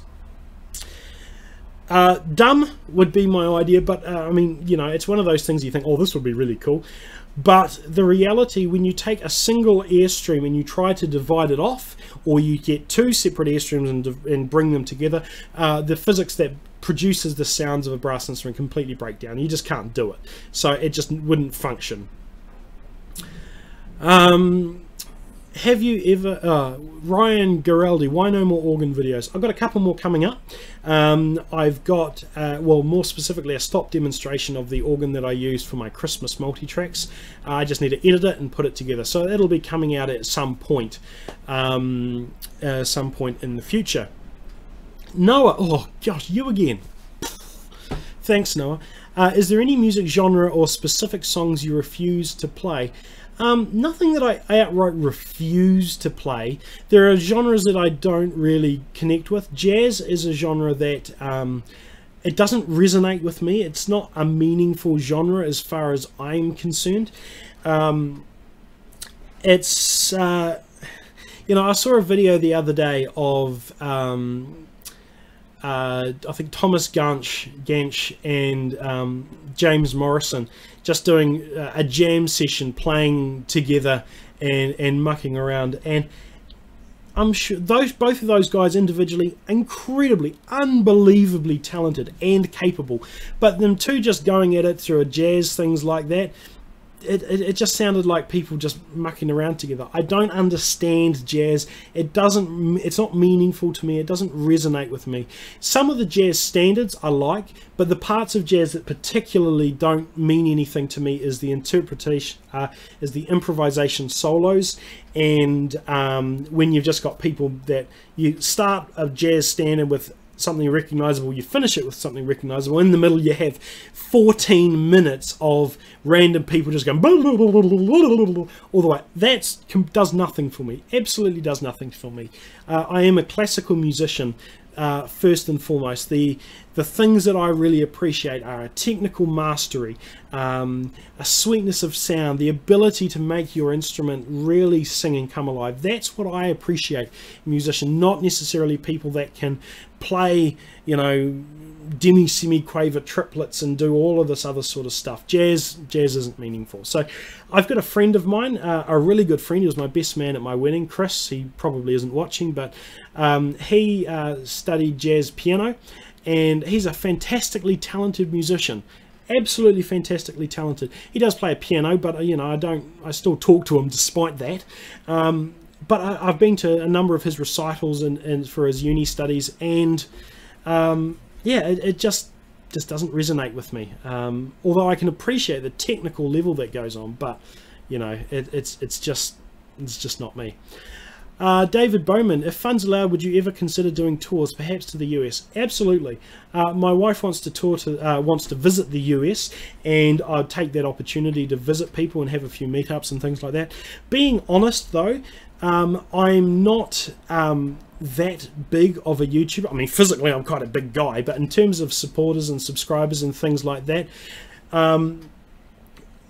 I'm not, you know, any form of YouTube celebrity or anything like that. I'm just a New Zealander who puts YouTube videos up. So if I was to dot on the map of the United States people that would actually be interested in meeting with me, they'll be all over the place. So it'd be one of those sort of things that sounds great, but actually putting something together would be really difficult, because you'd say go to a city and you might have 2 people that have heard of me. So you know, it's a bit of a hard thing. Luke Payne, what's your opinion on British brass bands? Love them. They are the model of brass band that I've been associated with all my life, and they're the model of brass band that I understand the best. So yeah, absolutely. I have been a member of a British style brass band since I was 7. I started playing the cornet when I was 4. My granddad taught me. Been a member of a band since I was 7. And I now conduct a British style brass band. So that is the form of music that I've been associated with. I'd love to visit the UK one day, because they have that massive brass band scene. You know, British brass band comes from the UK, obviously.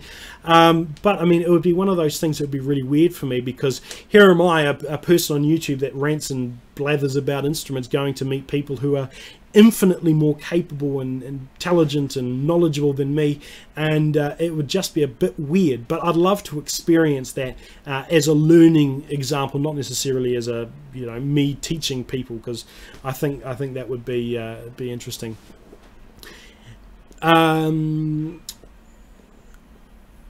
Jonathan, what is an instrument you wish to learn that you haven't learnt already? I've got a lot of instruments that I can play and that I've have experience in playing, but two instruments that I've never played that I want to learn how to play, or I'd love the experience of learning something completely from scratch, would be the bassoon or the oboe. I've never played, I don't know the fingering for either instrument. I've never really played on a double reed before, so if I was to have one of those instruments, it would be completely a new experience for me. I learned the flute a few years ago. It took me about 3 days of effort to be able to play something, you know, moderately average, but you know, the flute fingering is not, the mentality for fingering a flute is not hugely different from the mentality of fingering other woodwind instruments, so it wasn't particularly difficult to pick up. But I'm not a flautist or a flutist or a fluterist or whatever you call them, but yeah, that's just something that I'd like. Stephen Woods, what do you think of Wessex? Wessex Brass are a brand that impresses me. Their instruments are made in China, but they go further than any other manufacturer in the sense, or any other designer in the sense that they design all their own instruments. They have their own divisions within these Chinese factories that make them. There's a motorbike going down the street, you'll have to ignore that. And they apply a lot better quality checking. So even though I've heard of a few Wessex instruments that have had to have been returned and things like that, generally they seem to be the safest Chinese brand that you can buy. I had contacted the Australian Wessex people and tried to come over there and do a review of some of their instruments. That never happened, unfortunately, but yeah, one day I'll be able to review some Wessex instruments. TXman296, what do I think of Andalusia? I have no idea what Andalusia is. Don't know, sorry. RGB Plaza, if there was one thing you wish every tenor trombone had, what would it be? I don't know. I don't answer that. I don't know the answer to that.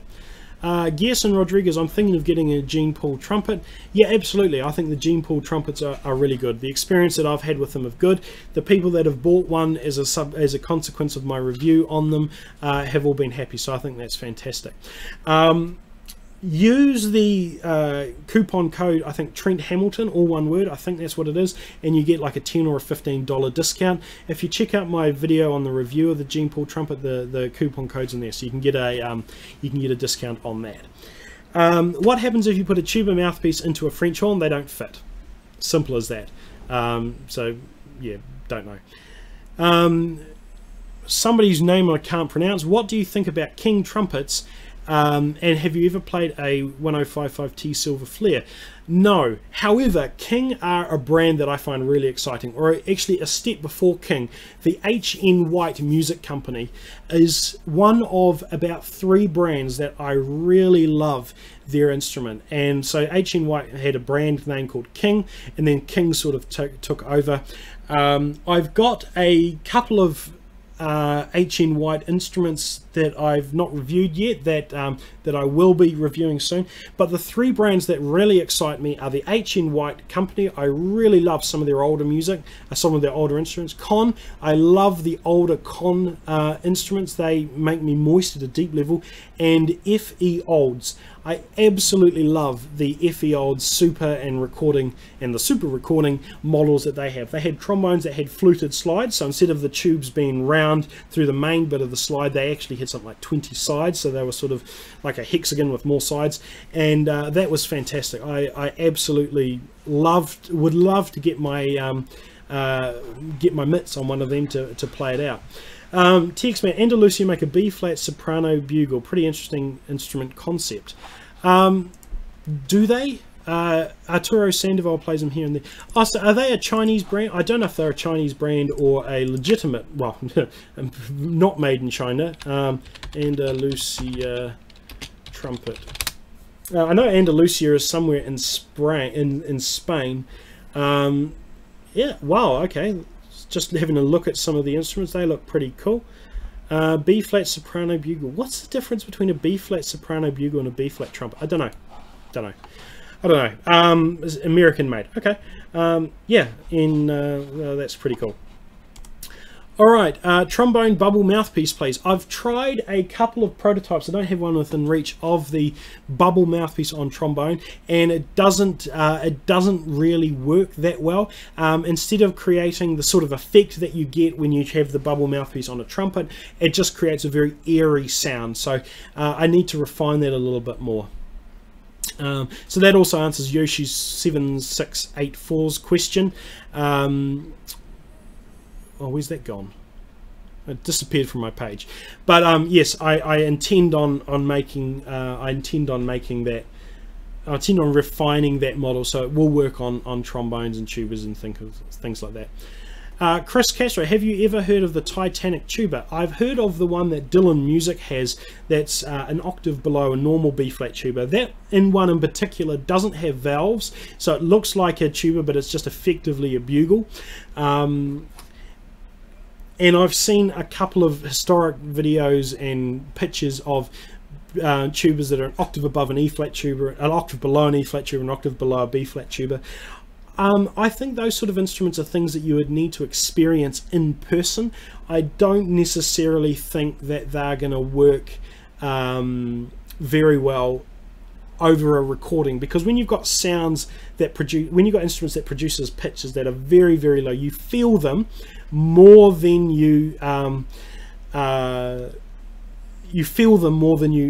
experience the sounds over microphones and speakers. So yeah, I think it's one of those things you'd need to hand. Just also like the octo bass. There's an instrument called an octo bass, which is an octave below a contrabass, a string contrabass, and that's only got 4 strings. It's played by levers. It sounds awful across microphones and things like that, and speakers, but in person it might sound brilliant. I don't know. So there we go. Soundwave of Bob Cheesyton, can you play a bass guitar? Yes, I can. In the church that I attended when I lived back down south, I used to play bass guitar in their music team. Played trombone in the band, bass guitar in the music team. I've also tried to learn the standard, non-bass guitar, whatever it's called, and I just find that because my hands, I've got really big palms, but I've got really short, stumpy fingers, relatively speaking. A normal guitar, when you're trying to fingering chords, it's something that I struggle with. So my hands are not really articulated in a way to make a normal guitar sound good. Have I ever used a drum seat as a tuba mute? No, I can answer that question pretty easily. I have seen tuba mutes. They're massive, great things, and they've got handles on them. And I've also seen the nasal brass. The tuba player would have this big thing, and you'd have a lever that would lower and raise the mute into the tuba. I find that interesting. Yeah, so that's pretty cool. Do I think Alora student trumpets are bad? They're just another Chinese stencil. My generic advice, because I don't think I've tried those specific ones, is that be aware that you might be getting something that's a waste of money. Ensure whenever you buy a Chinese instrument that you have a warranty period. If it breaks or is bad out of the box, make sure you've got a warranty period to be able to return it.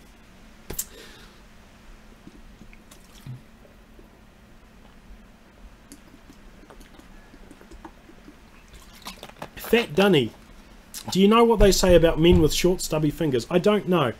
Interestingly, there's a person that I knew who had the nickname Fat Dunny, and I don't know if you are the person that I used to know or whether you are somebody else that just has the same Fat Dunny thing, but we'll see. Some Russian Cyrillic name. Do you recommend investing in a brand new trumpet or a brand new instrument or a good quality used one? Really depends. Really depends on what you're doing, what you're using it for. If you are learning an instrument, then a nice, relatively inexpensive beginner or intermediate instrument, as long as it functions as it should, is probably about the best thing you can do. There is nothing more motivating to a young musician than having a brand new instrument and having something that they can just sort of cherish and make their own. I really like some of the old style instruments because I find the design interesting, some of the playing characteristics interesting, but you have to clean them, you have to maintain them. They often smell funny, they might have corrosion and needing repairs and things like that. So you know, for a young musician or somebody that's just wanting to learn, then they may not be the best choice for them. Somebody asks, I saw a comment, it's now gone from my screen, about Hagman valves on a trumpet. No, I have never seen Hagman valves on a trumpet. I don't actually think there would be... Oh, there we go. Have you seen a trumpet with Hagman valves? No. I've seen trombones with Hagman valves. I've seen chimbassos with Hagman valves, but never a trumpet. And I don't think there would be much point to them, because you've got so many other tubes and things that create resistance that the valves themselves, having them Hagman, I wouldn't know. But I don't know. I play marching, baritone, euphonium and concert band, and I dabble in sousaphone and trombone in my spare time. Fantastic. It's great. I like hearing what other people do. How do you know how to stop inside your tuba smell? I think that's supposed to say, how do you stop the inside of your tuba from smelling? White vinegar will clean out most forms of brass, but the inside of an instrument is sometimes a bit risky because you can't necessarily neutralize that afterwards. So just a warm soapy bath with a cloth brush, being able to get in there as much as possible would be good. Soak it for a while. Fire, what is my primary instrument? Primary instrument is a bit weird, because I don't really have a primary instrument. My main instruments, the things that I'm probably technically the best at, would be euphonium and trombone.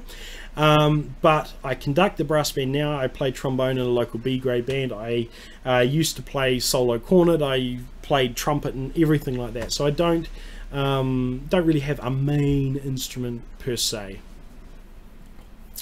What vintage bass trombone or tenor that you like the most? Probably the trombone that I want the most would be a Olds super recording trombone. I'd love to try. I never played one, but I'd really love to try one. And so anything by F.E. Olds just makes me deeply moist at an intimate level. The same with F.E. Olds. Olds. The same with some of the older C.G. Conn stuff, and all H.N. White. I love those things that they make. I think that's brilliant. More euphonium videos, please. I presume that's please. Yes, sure. I make videos when and however I can. The only UFO that I have myself is a 1970s Salvation Army made UFO that I reviewed a little while ago. It's not perfect, and it's a very big instrument. But if you weren't here earlier, when I was talking about my back injuries, I've currently got recurring back problems. I injured my back a few years ago and have problems since. I've currently got 3 ruptured discs that are completely knackered, and I've got a pars fracture across one of my vertebrae. So they took out they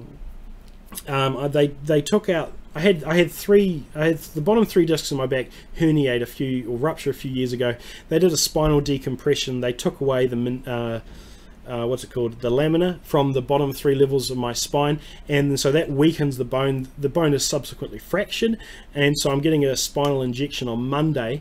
Saturday today in New Zealand, but it's Monday I'm getting a spinal injection to put some anesthetic right in where my fracture is, and in the next few months I'm going to be having a either a single level fusion or a triple level fusion or something else. It's going to be a massive surgery. Thankfully I've got health insurance, so I don't have to pay a cent, which is brilliant. I know that in most American health insurance is done by GoFundMe, but you know, in New Zealand I've got my own health insurance, so that's not going to cost me anything. But and even if I didn't have health insurance, the public system would pay for it, so I'm sort of lucky there. But that's the reason why I don't play heavy instruments very often, because they're painful for me to hold for any length of time. I mean, it's painful for me to stand and walk for any length of time, and I take morphine at least once a day. So you know, my back is knackered effectively. So me being able to record videos with my contrabass trombone, my euphonium, it's physically painful for me to do. So I don't do that very often. But when I'm fixed, if I'm fixed at some point, then I might be able to do it again. Have you seen a trombone with an intermittent mechanism on the trigger? I've heard of an independent and a dependent trigger. I haven't heard of an intermittent trigger. Does that mean that it doesn't work very often or something else? I don't know. What's my favorite brass instrument? My favorite brass instrument, I don't really think I've got a favourite. It depends what I'm playing. If I'm in a brass band and they're playing something that's technically involved, I love playing a euphonium and just playing semi-quaver after semi-quaver or 16th notes, whatever they are, and just having flowing run. I love all of that stuff. If I'm playing a traditional style brass band march where I've got a bass trombone and, you know, just cracking notes out, I love that as well. So it really depends on the context as to what my favourite instrument is. Do I have a non-music related job? Yes, I do have a non-music related job. I work as a solutions architect, so my job is to go around small, medium, large enterprise government sized businesses, any size business, and design telecommunication solutions for them. That is everything from video conferencing, telephones, networks, internet, security, switches, firewalls, routers, all of that stuff. So yeah, I design those stuff for a living. Brian Markov, what's the oldest instrument that you own? I have a 140-year-old cornet. That would be the oldest instrument that I know the age of. I've got this 2-valve French flugelhorn. I have no idea how old that is. It could be older. I don't know. But my oldest instrument that I know the name of is, know the age of rather, is my 140-year-old cornet. Andreas Eastman. Yes, I used to have a trombone that was a Shires by Andreas Eastman. Excuse me.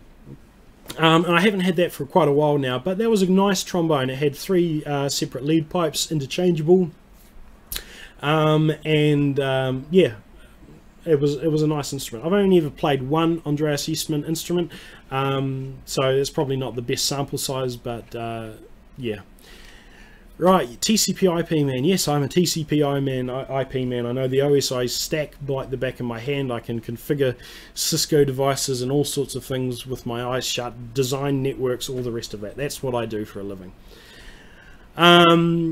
Puppy Doggo, do I even? Yes, I even. I absolutely even. Am I interested in selling that 1937 Boosey trumpet I did a video on recently? Don't know. I don't know.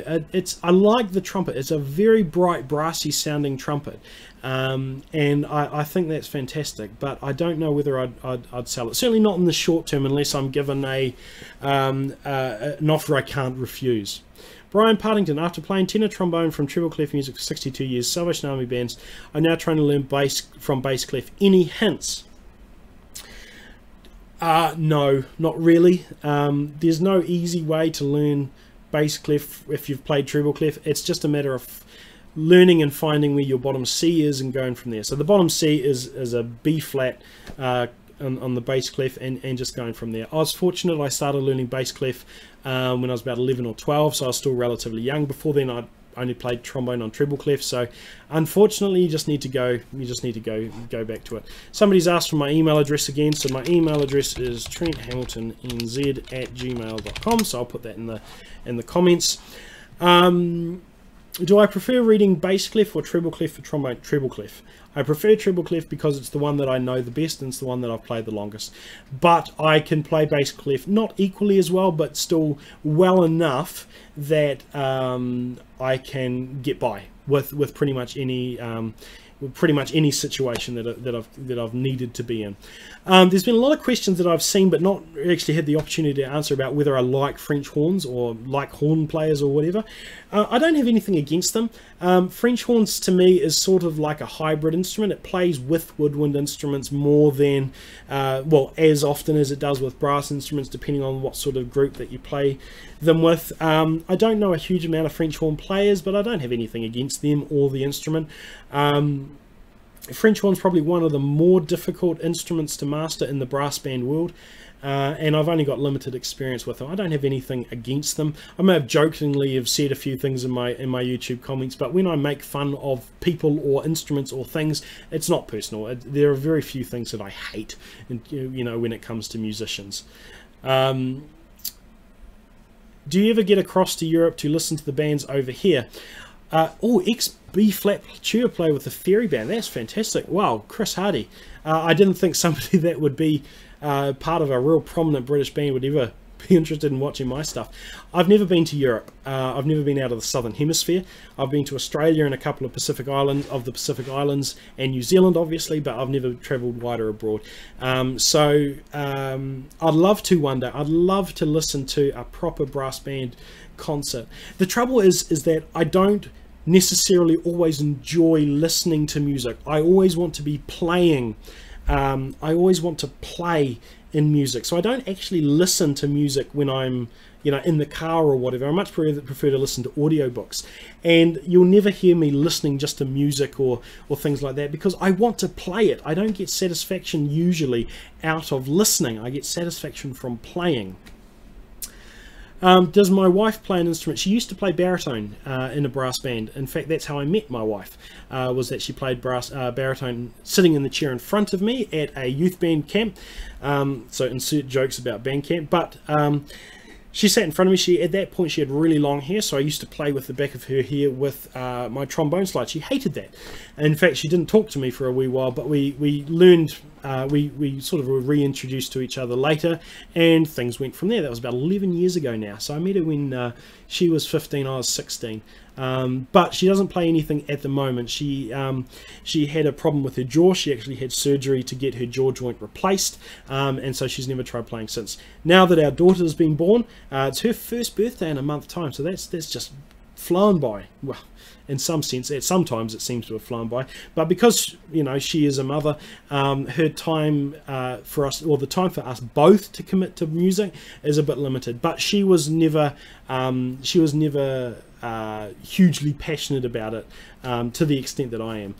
Alex Garcia, my friend is a 1956 old super trombone. How much would you buy it for? Oh, insert Homer Simpson drooling noise here. I would love something like that. The reality is I don't have money to buy expensive things, so that's something that probably I wouldn't be able to do, but yeah.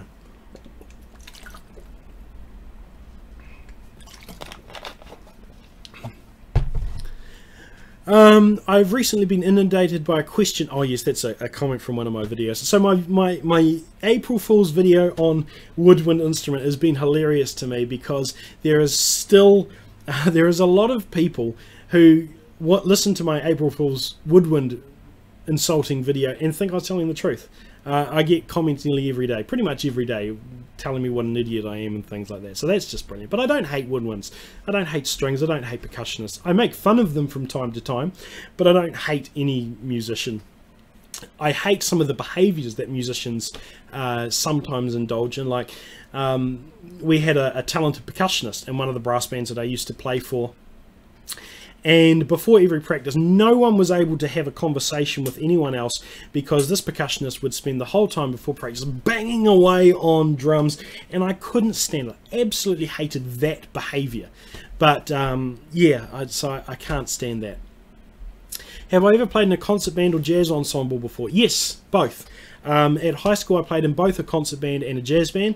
I used to play for a while in the Aspire Jazz Band, or Aspire Big Band, here in the Wellington region, and I joined that because I enjoyed the camaraderie, but I didn't enjoy the music, so I didn't stay. I think I did about a year in total with them. I've also played for a period with the Capital City Concert Band here, but again, the music was just not interesting. In that case, the concert band case, the music was far too simple for me, and I was just bored, so I didn't stay with that very long. But I've played in both. Hey Trent, any advice for blending and balancing? Listen would be the one advice. Listen to what's going on. Practice changing your tone to match. Practice playing along with things. Blending and balancing is all about listening and being able to interpret what you listen and change your playing style to match that. That's about the biggest advice that I've got. If you want any further advice, then send me an email and we can discuss that perfectly, or we can discuss that together. Jason Vasquez, how do I reach higher notes on trumpet? It's my first year playing and I can barely reach above the stave, or how to maintain a better tone up there. One thing that I use when I teach people and they're trying to play higher is just use your mouthpiece. Just use your mouthpiece to play notes, because you can go and you can sort of gliss up, and so you can increase your range just by glissing up and higher. And when you've been able to get high notes on just your mouthpiece, then put it into your instrument, and that will hopefully help. But buzzing is something that I've found quite helps a number of my students for, or the students that I have had for increasing their range. I played trombone, B-flat, baritone, trumpet because of you, Trent. Thanks.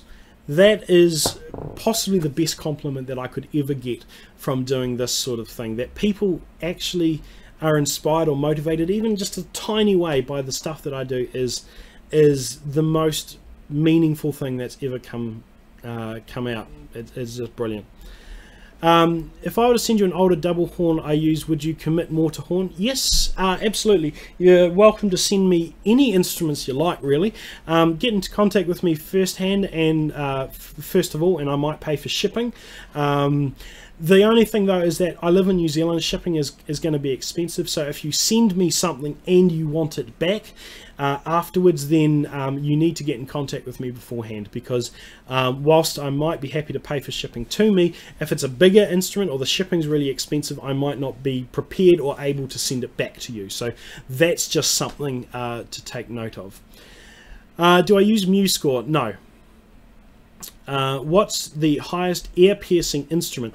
From Chris Castro. I actually find ear piercing, the pocket trumpet and the piccolo trombone, the most ear piercing instruments for me personally, with the way that my ears are. And the reason why they're the most piercing for me is because the bell is so close to your face, and it's just so loud, even when you play quietly, that I find playing this, the pocket trumpet or the piccolo trombone, very uncomfortable to play. The Cynical Turk, do I use Sibelius? Yes, I got my thumb stuck in that now. Yes, I use Sibelius. How much have I spent on instruments? I don't know. Over a long period of time, it would probably be quite a lot. But as I said, I buy things broken and secondhand, then fix them myself. Most of my instruments are very cheap. Can I play the Acrobat? Yes, I can. I don't want to play anything necessarily today, just because my lips are sore. I'm getting quite sore sitting down because of my back stuff, which I might have said, so just getting out an instrument would be a bit hard for me. But what you don't actually see on this is that I've got a massive computer, well, a computer monitor in front of me. I've got a microphone in front of me. I've got a workbench in front of me with a keyboard, mouse, and all that sort of stuff in front of me. So I don't have the room to play an instrument right now. Major Classics, would I trade instruments? Potentially. There are some instruments that I don't care about that I'd be happy to trade. There are some instruments that have either a sentimental or a historical value to me, so I might be prepared to swap them. Send me an email and we'll talk about it. If I already play trombone, should I play another instrument for my high range? I'm scared that treble clef will be a big difference. It's all a learning curve, and playing different instruments and things like that is a nice skill to have, but it's really up to you. If you want to focus professionally on an instrument, then stick to one instrument, or maybe a second instrument that's similar to that first instrument. I play lots of instruments, and it doesn't help in any way my particular skills on one instrument. If I was going to be a professional trombone player, I would not play other instruments. I'd play just trombone, maybe UFO, or whatever. But yeah, that would be my advice. Can you email me about purchasing the horn on my wall? This horn here. Then yes, you can email me about it. I'm reasonably sentimentally attached to that horn because it is very unusual, because it's got the sort of fourth massive rotary valve along the middle, but we can have that conversation anyway. Your contrabass trombone sounds a bit farty. Is it properly fixed? Yes, it is fixed, but that's just how B-flat contrabass trombones sound. They're not refined instruments. So yeah, that's just something to be aware of. I'd actually love to buy or obtain or try a F contrabass trombone one day, because I think that's a lot better than what B-flat contrabasses are. Would you trade or sell your Vienna valve trombone? Yeah, absolutely. That one is sitting in storage. It's probably about 115, 120 years old. It's sitting in storage. It's never been restored. I've never even seen it for a long time, so I'd have no issues with selling or trading my Vienna valve trombone. Any moustache grooming tips? No, I'm not the right person for that. I'm not a big person as far as my appearance is concerned anyway, but I just let my facial fungus grow. I don't do anything to it. Save me from Plop the ugly monkey picture. If you're referring to my appearance, then that's probably an apt description. So the way to save you from that would be clicking the X in the top corner. Hope that helps. What is better, trumpet or baritone? Instruments are not necessarily better than their other. Like a trumpet is not necessarily better than a baritone. Baritone is not necessarily better than a trumpet. It's you know, how you rank instruments is personally up to you. A brand might be better than another brand, and a model might be better than another model, but comparing a trumpet to a baritone or any other instrument, I think, is just pointless. I don't see the point in doing that. Trumpet, cornet or flugelhorn, it's entirely up to you. In some environments, then you'll want to use one. In some environments, then you'll want to use the other. What you use is entirely up to you. With my bubble mouthpiece, you can make a trumpet sound like a flugelhorn, and that might be cool for you, but you know, that's it. Would you go overseas to meet your fans? Yes, but as I said earlier in the stream, the problem with going overseas is that because I have relatively few fans compared to, you know, other YouTubers. If you take the size of America, you'd have a fan there, a fan there, a fan there, somebody that wants to meet me there, etc. So it's sort of, it would be difficult to make that worthwhile and worth the cost it would be. So I'd love to do it one day, but probably not anytime soon. Have you been elected your family's tech support dude, as I have? Yeah, and it's really, really annoying. Oh, for F's sake. Sorry, the live chat thing is just has just cut out. So let me. I have to re-authenticate this now. So just give me a jiffy. Actually, this has been going for 2 hours now, so it might actually be time to sort of finish. But let me just take a moment to get the live stream chat coming back up again. I just need to do the two-factor authentication thing. So YouTube will send me a text with a code, and I'll put that in. One moment, please, caller. Alright, what is my code? Right, authenticate to YouTube live. Doing that. Allow.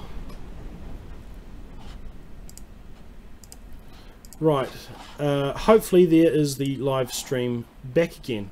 There we go. Right, have you played in a big band? Yes. Chat should be fixed. That should be right.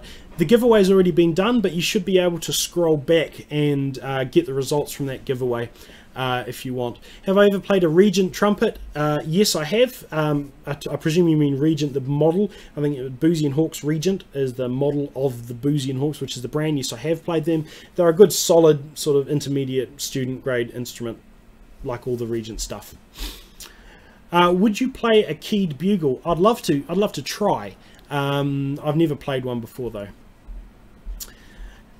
I know you are a brass player, but do you know about the G clarinet? It's lower than the normal B flat. Well, duh. It's common there in Turkey, and it's usually relatively cheap. I've never played a G clarinet. I play a B flat clarinet, so I don't know anything about it. Somebody asked me earlier about shofar. I know a person with one or two, but I've never played one myself. Oh, this is going faster. Have you ever played in a full orchestra? Also, what do you prefer, Miraphone or Schiller trombones? I've never played in a full concert orchestra. I've played in a youth orchestra with 30 or 40 people in it before. Actually, I've played at a combined regional orchestra that had many hundreds of people into it. There was like 11 trombones. That was fun, but not in a professional orchestra. Schiller or Miraphone. Miraphone make their own instruments, however that's pronounced. Schiller are a Chinese stencil company, so you would expect Schiller to be less less reliable, less dependable, less consistent than a mirrophone or myrophone instrument. You had a panic attack when you replied to my comment. I love your... oh, I shouldn't have said anything. Sorry. Have you built your instrument? The only instrument I've built, I didn't really build it, I just sort of assembled it, was this 6-valve trumpet up on the wall, and that was a bit of a disaster because it was made from 2 of those $40 Indian horrors. Like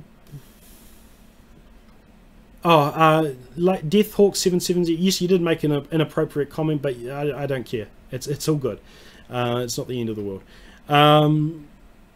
Schiller is not made in Germany. They're designed by Germans, but they're made in China. And it's just a brand that gets put on Chinese-made instruments. Have you ever seen a flamethrower trombone? I've seen somebody make a flamethrower trombone. DCI stuff, refer back to earlier in the stream. I talked about DCI quite extensively, so we won't go into that again.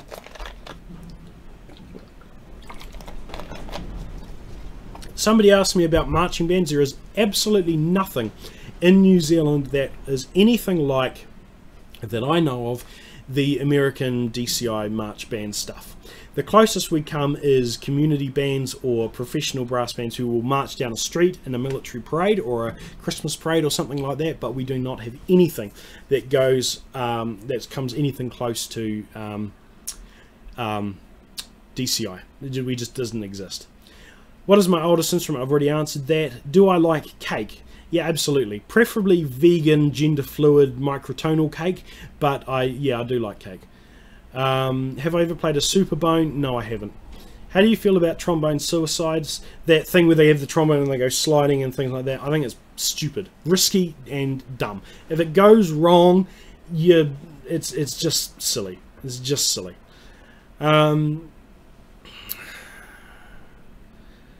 How do I feel about microtonal instruments? They're not for me. Some people like them. Microtonal music's just not for me. Oh, Nick, there is the person that lent me that cornet for me. Cornet for me to do. I haven't done the review on it yet, Nick, but I will send it back as soon as possible. Yeah, you're a fantastic person for lending that to me. And I'm not sure if you were here earlier in the live stream where I was actually talking about it. I talked about it in the live stream, but it's just an absolutely beautiful instrument. Somebody asked if I am a Christian. Yes, I am. I am a Christian. I've been one all my life, and I attend the Salvation Army. I conduct a band there, and have done so all my life. What is the best kind of trombone mouthpiece? There is no answer to that. The best kind of trombone mouthpiece is the one that works for you. What works for me will not work for you and will not work for somebody else. It's the whatever goes for you. Chris here again. As a Besson performing artist on the tuba range, it is a pleasure to hear you speak so highly of the brand. The Besson Sovereigns are the pinnacle, to my mind, of brass instrument manufacturing as far as my limited experience goes. I've played and reviewed a Besson BE994 B-flat contrabass, a B-flat compensating 4-valve tuba on my channel previously. It's a behemoth of an instrument, and it's one of those ones where the mouthpiece covers most of your face, so I need to obviously get my lip in before I can play it, but it is a fantastically beautiful instrument, and I just love them. If I ever was a professional performing instrument musician, then to be a performing artist for some brand would just be the greatest honor. So I can't believe there's somebody of your caliber watching my channel. I think that's unbelievable. Somebody has said, do I have a tuba? Yes, I have my own little E-flat tuba, which I'm not sure have I published that video or not. I may have published the review of it recently, or it may be coming up soon. I can't remember. I'm a salvo too, play baritone and trombone in the band. That's fantastic. I need cornets. I need cornet players in my band. If you're a cornet player and you live in the Wellington area, contact me. I need cornet players in my band desperately. I've had a couple leave, one retire, one's gone overseas and things like that. So I need cornet players. Can you mess up your chops by playing between cornet and trumpet? I don't think so. Cornet, trumpet, and the mouthpiece is so similar in size, and I don't think you can mess up your chops by doing that. Look, it's been 2 hours and 10 minutes that I've been doing this. I need to go and sit down because my back's starting to get really grumpy at me. So I'll take just a couple more questions, and then that'll be it. Do you ever see yourself focusing on one instrument with the intention to get into an orchestra? No. The biggest fault in my playing is the fact I have a very, very slow tongue, and it's a genetic thing. Trent, I'll poop on you if you do not read my comment. Ugh. No thanks. Anyway, going back to that question, the biggest fault with my playing is my tongue. I can't tongue fast, and that really prevents me from being a professional grade musician. I can be a useful musician on, reasonably decent bands, but I'm not a professional musician. The fastest I can tongue is like da da da da da da da da da da da, single tongue, and then digga digga digga digga digga digga, double tonguing. I can't tongue faster than that, and in really professional music, that's not fast enough. And so that's a limit that I've got, and so that's one of the reasons why I don't pursue music. The other thing is, music for me is a hobby. It's a passion. If I was to do it every day as a job, would it still be a passion, or would it get something that I now take refuge in? Would that sort of go? I don't know. I don't know. Somebody's asking for my email address, so I'll put my email address in again. And so look, this has pretty much been my live stream. I'll probably leave it at that. Look, I really appreciate those people that have donated to me using the super chat thing. I'm absolutely blown away by that. It's just incredible. Thank you to you all for tuning in. There's been well over 100 viewers most of this chat, and I think that's incredible. It blows my mind, absolutely blows my mind. If you want to continue supporting my channel, then you can do so by being a Patreon supporter. I'm going to be running more Patreon giveaways in the next few weeks, next few months. So if you are interested in being involved in that, then make sure you sign up to support me on Patreon. It costs as little as $1 a month, and you also get early access to my video, so you can go on there and comment first before anyone else does. So if that's important to you, then you can do that before the general public has the chance.